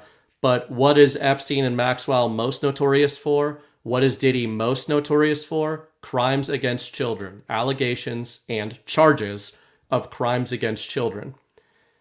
And when you mention the original drops and Podesta, etc., the great claim made in the Q drops, there's many of them, right? But the claim, crimes against children will unite humanity. Impossible to defend. That's how it says it. Impossible to defend. So, you know, with that framing, you really do wonder when you're looking at Trump team, it's like if they've known this stuff that had happened a long, long time ago, if they've known it the whole time, then it would render all of our fun theorizing of did Patriots install these people, or are they just happy to take whichever one of these fucks gets in there? It lends more credence to the game theory reading of it, of them going, we don't care. We don't care which one of you, because we've got the ultimate red button of your involvement in stuff that would blow the minds of Americans. And if you released this stuff, which a lot of Anons, including myself, thought was going to happen a long time ago, people weren't ready for it. People didn't even know that there was such a thing as child trafficking among famous people. Now they do. You dropped your Iran theory so quickly, bro. No, I'm just saying. I'm just kidding. I don't need to explain. I'm just kidding. Just giving you shit. But let's get to the rants. We got quite a few. Iranians could have been at the spirit cooking parties. Oh God, Robert. Maybe that's where they shared the intelligence. I'm gonna mute your ass, bro. Robert L. This is for everyone but John. This guy I was saying earlier wasn't. Wow. So very rude of him to only give it to two people, but I'm gonna be rude right back and still take my cut of that. We have all heard he doesn't read the Q drops. It's true. I mean, I've seen some, but I haven't gone through them all. If the military is the way, the military controls the uninformed and oversees Citizens Absentee Voting Act, correct? If it's an act, it's controlled by Congress.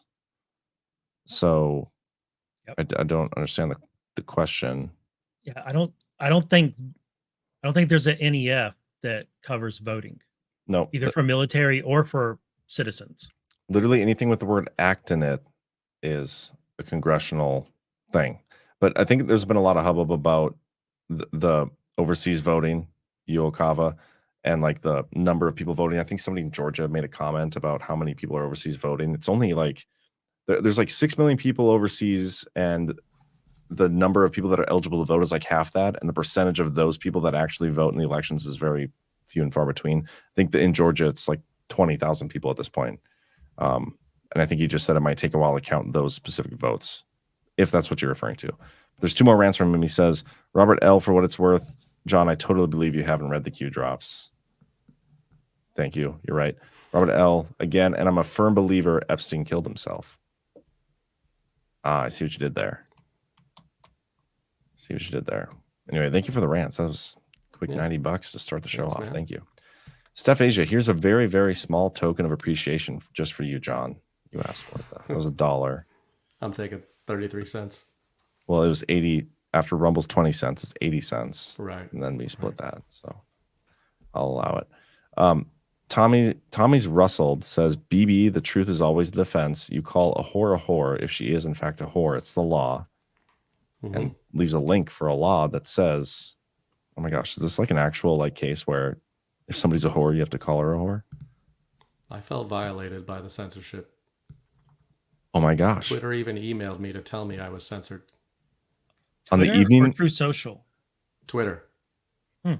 Twitter emailed me and said, your post has been limited because it violates policies. Meanwhile, people I like it that they notified you, though. They used to never tell you anything.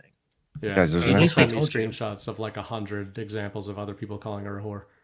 There's an actual case here. Without going into it, he referred to his wife as a whore. There's no question in the court's mind, as suggested by Mr. Whatever, that she was not a virtuous character and that she perhaps fit all of those descriptions of a whore that was given to the jury. But nonetheless, be she a whore or not, she's entitled to the protection of the law. The law is clear. And the law is that while truth is a defense, if it is uttered maliciously, it is then actionable. And that's what happened here. So when I'm reminded of my definition of what a whore is, those definitions are all from decided cases and they all fit the plaintiff. There's no question about it. That is amazing. The term whore has been defined in Black's Law Dictionary. That was great. I'm going to read this whole thing. Kyle, here's a case for you to read. Oh, that's great. Nice. Thank you for that rant. So far, my favorite rant of the night. Clever Patriot. I got you, John. Johnson v. Johnson. That's so funny. I got you, John. You're the shit. Sparked my first rant. Thank you so much for that. Robert L. with $100 now. Jeez. Just giving a fellow Midwestern crap. Appreciate all you do, John. Great job building this Badlands network. # family. We all appreciate you and the contributors. Keep up the great work.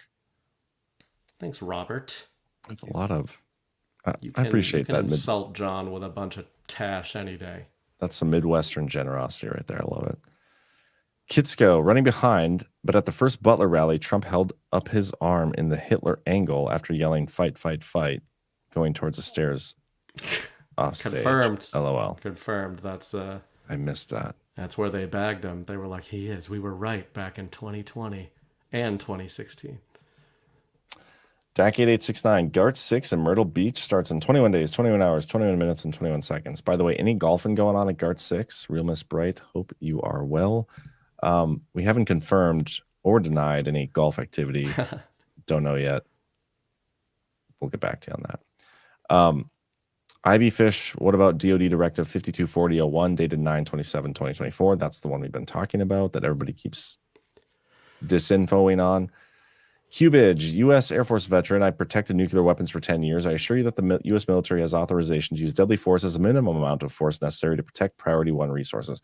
Do you remember when we went through the Chris Miller transcripts and he was like, why did I choose not to give them machine guns? Yeah. In that thing that I gave, like, he signed this approval letter to the National Guard about use of force. And he said, I didn't give them machine guns at this time so that we could escalate later if we needed to. And we didn't want to be provoked into killing a U.S. citizen. But he had the authority to do it. Yep.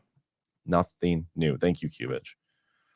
Jody IVRN. John, here's 1/100,000th of your worth for educating me on cognitive evolution. Man, so $50 times 100,000. I just want to see how much she values me at. 5 million. Is that what that is? Come on, John. I wanted to double check. 5 million. It's fair. Maybe on the low side, but fair. Fair nonetheless. Thank you, Jody. Wedge Gravy, some fag posted a video on Telegram saying big Kamala news is dropping. Chris reposted on his channel. If you haven't noticed, Chris pretty much reposts anything and everything. Yep. So we'll see what happens. And then he goes, it's just information among other information. Yep. If you question him on it. Yep. He's a rascally, wily little fella. I think they're talking about what was the homosexual congressman who was removed by the House? What was his name again?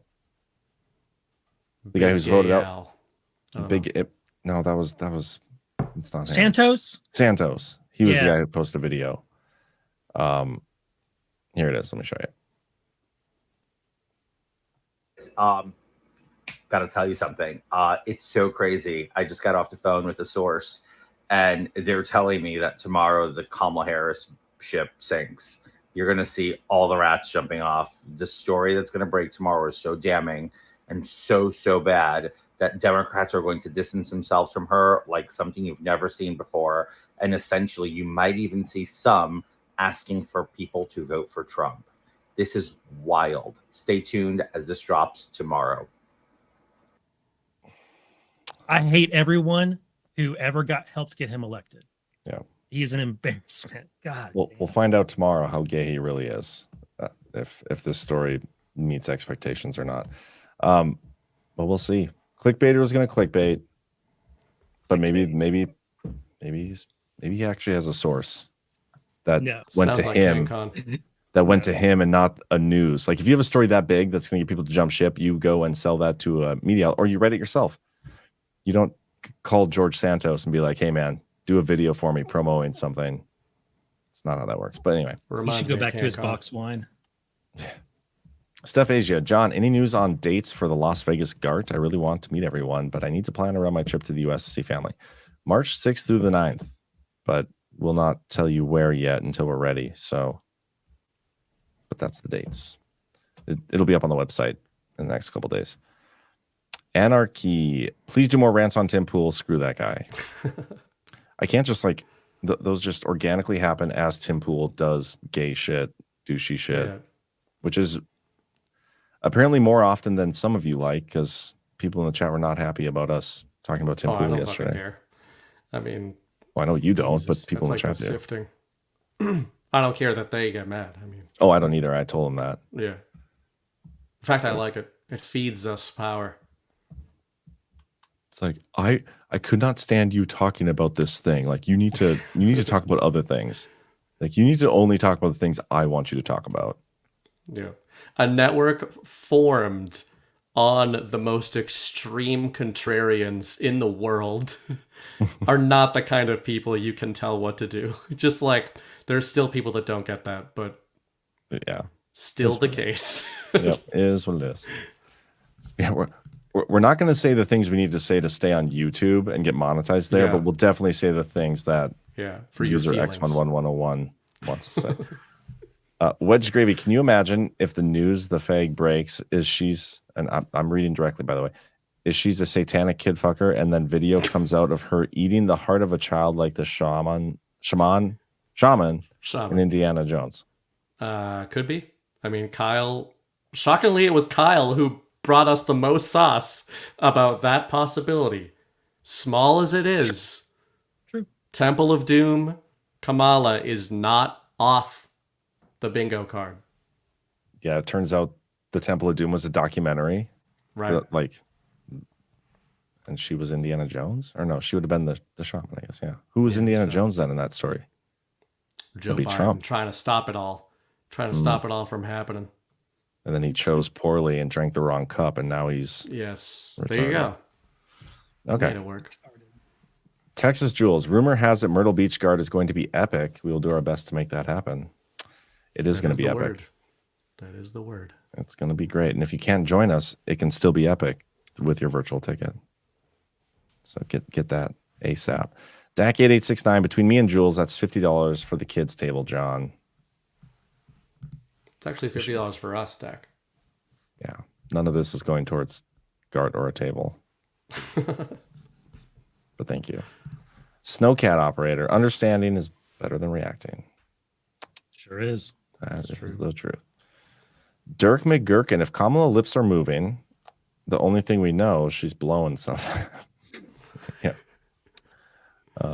He's the one who sent me that the snap thing about the gay, that like he's the one who sent me that last night. He's like, this will be good for the show. I was like, yeah, you're right. Wedge Gravy, we have an army of 30 million occupiers in this country. Watch what happens. The benefits stop. I feel like that wasn't the benefits stop. Yeah. Wedge Gravy, the last thing there, watch what happens. The benefits stop. And then she's a drunk and her skin is dehydrated when she like messed up the. Ashy. That girl ashy.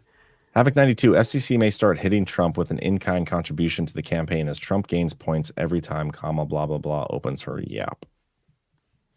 They are trying to look into Elon Musk for his $1 million a day donation thing that he's doing. I know. Dirk McGurkin. That article seems like a pretty good candidate for fake news that our side's putting out. Which one? I'm not sure it is, but it doesn't say that he is under investigation. It just sent it was a letter that like says this may violate, like, here are the laws, like blah, blah, blah, blah. But it's being characterized as like a big threat, DOJ going after X. And I could just see that narratively being used to our side's advantage. Kind of like the, when I first saw it, it immediately reminded me of the 40,000 IRS agents or whatever. Like the 80,000 IRS agents, like that kind of a story. 87,000. Yeah. It reminded me of that. I'm not saying it is, but it struck me as that kind of a story. I'm like, Yeah. Because you notice they don't show you the letter. Have you found the letter where you could actually read what it says? I was looking right now. They're like, if you are breaking the law, you better quit it. You better not. Over there. This is your notice. U.S. warns the laws. The U.S. Justice Department has sent a letter to Elon Musk's super PAC. Went to the PAC, reports in CNN. Okay, let's see if either of these have. It's all potential might. It's not you're under investigation or something like that. And I haven't found an article that had the letter. If the letter's out there, I want to read it because I want to see the exact language they used. And I read that report from 24 Site, who I'd never heard of.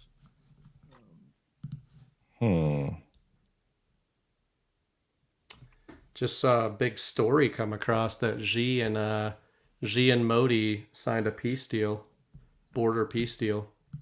Yeah, this just Peacemakers on the board.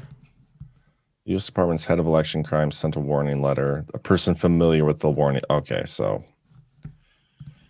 I just must not follow person familiar with on Twitter.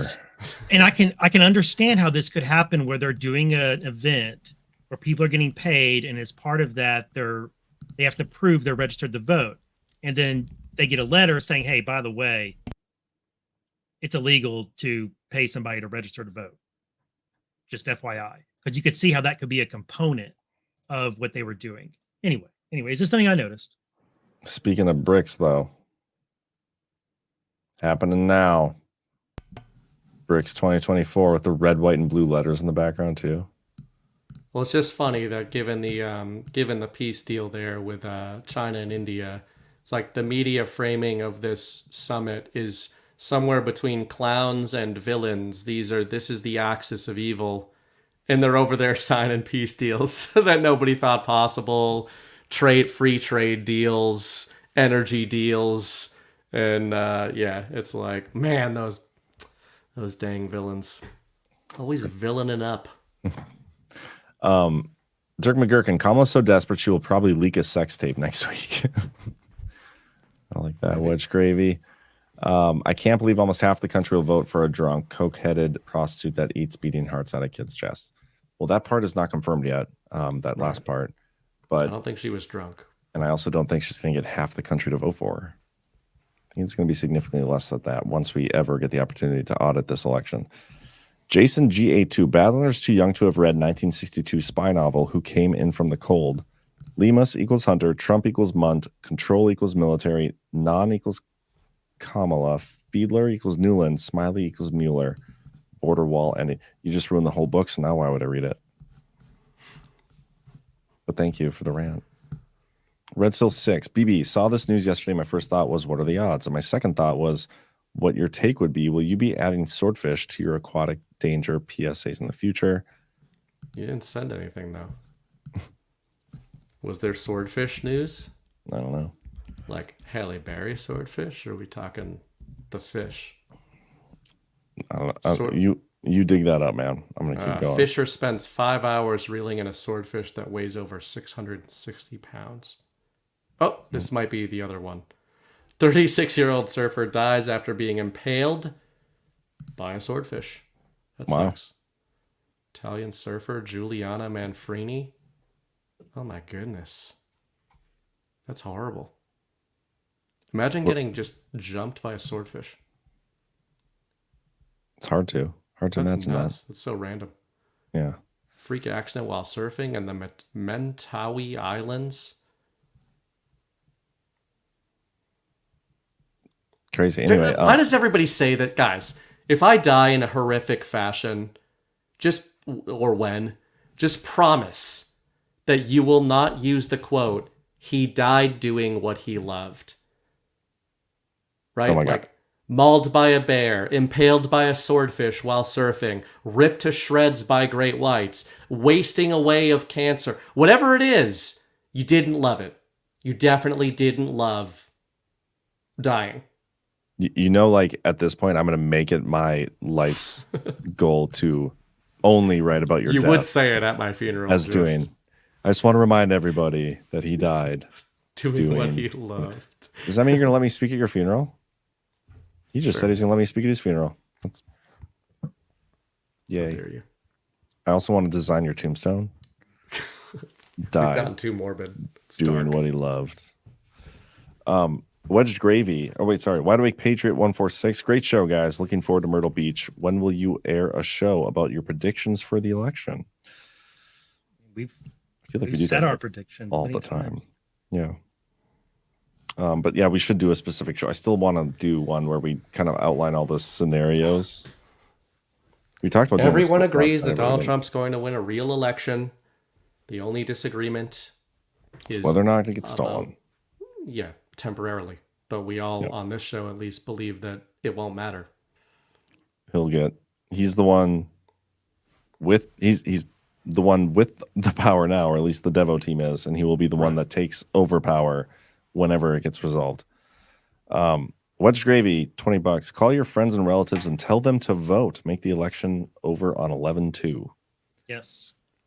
Go vote. Definitely go vote, guys. You won't hear anybody here telling you not to vote.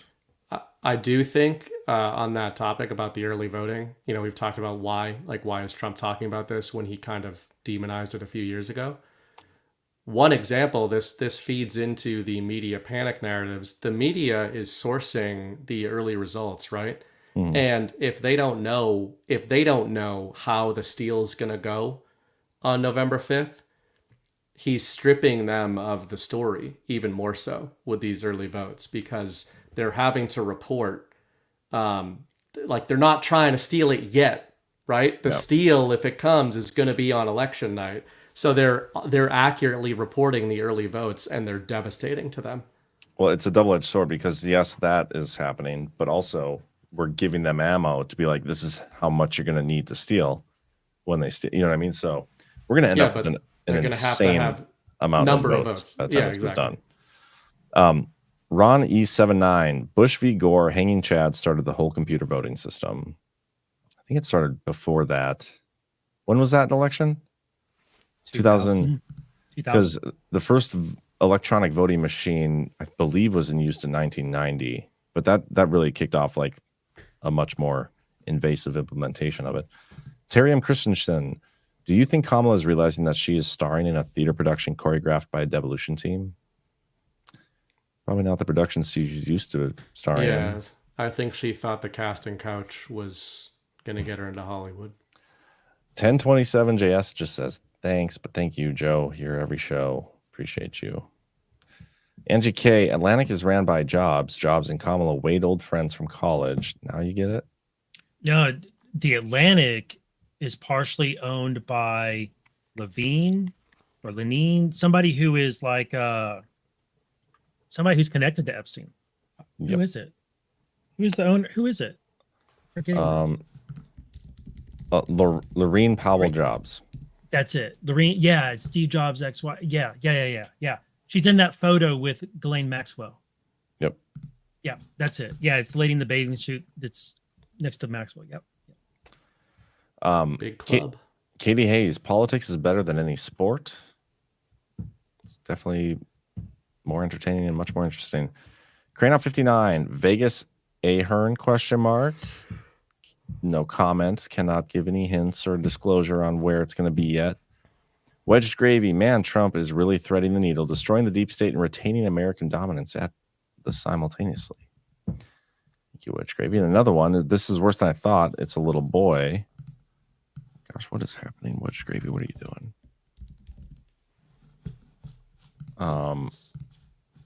It's the Temple of Doom scene. Temple of Doom.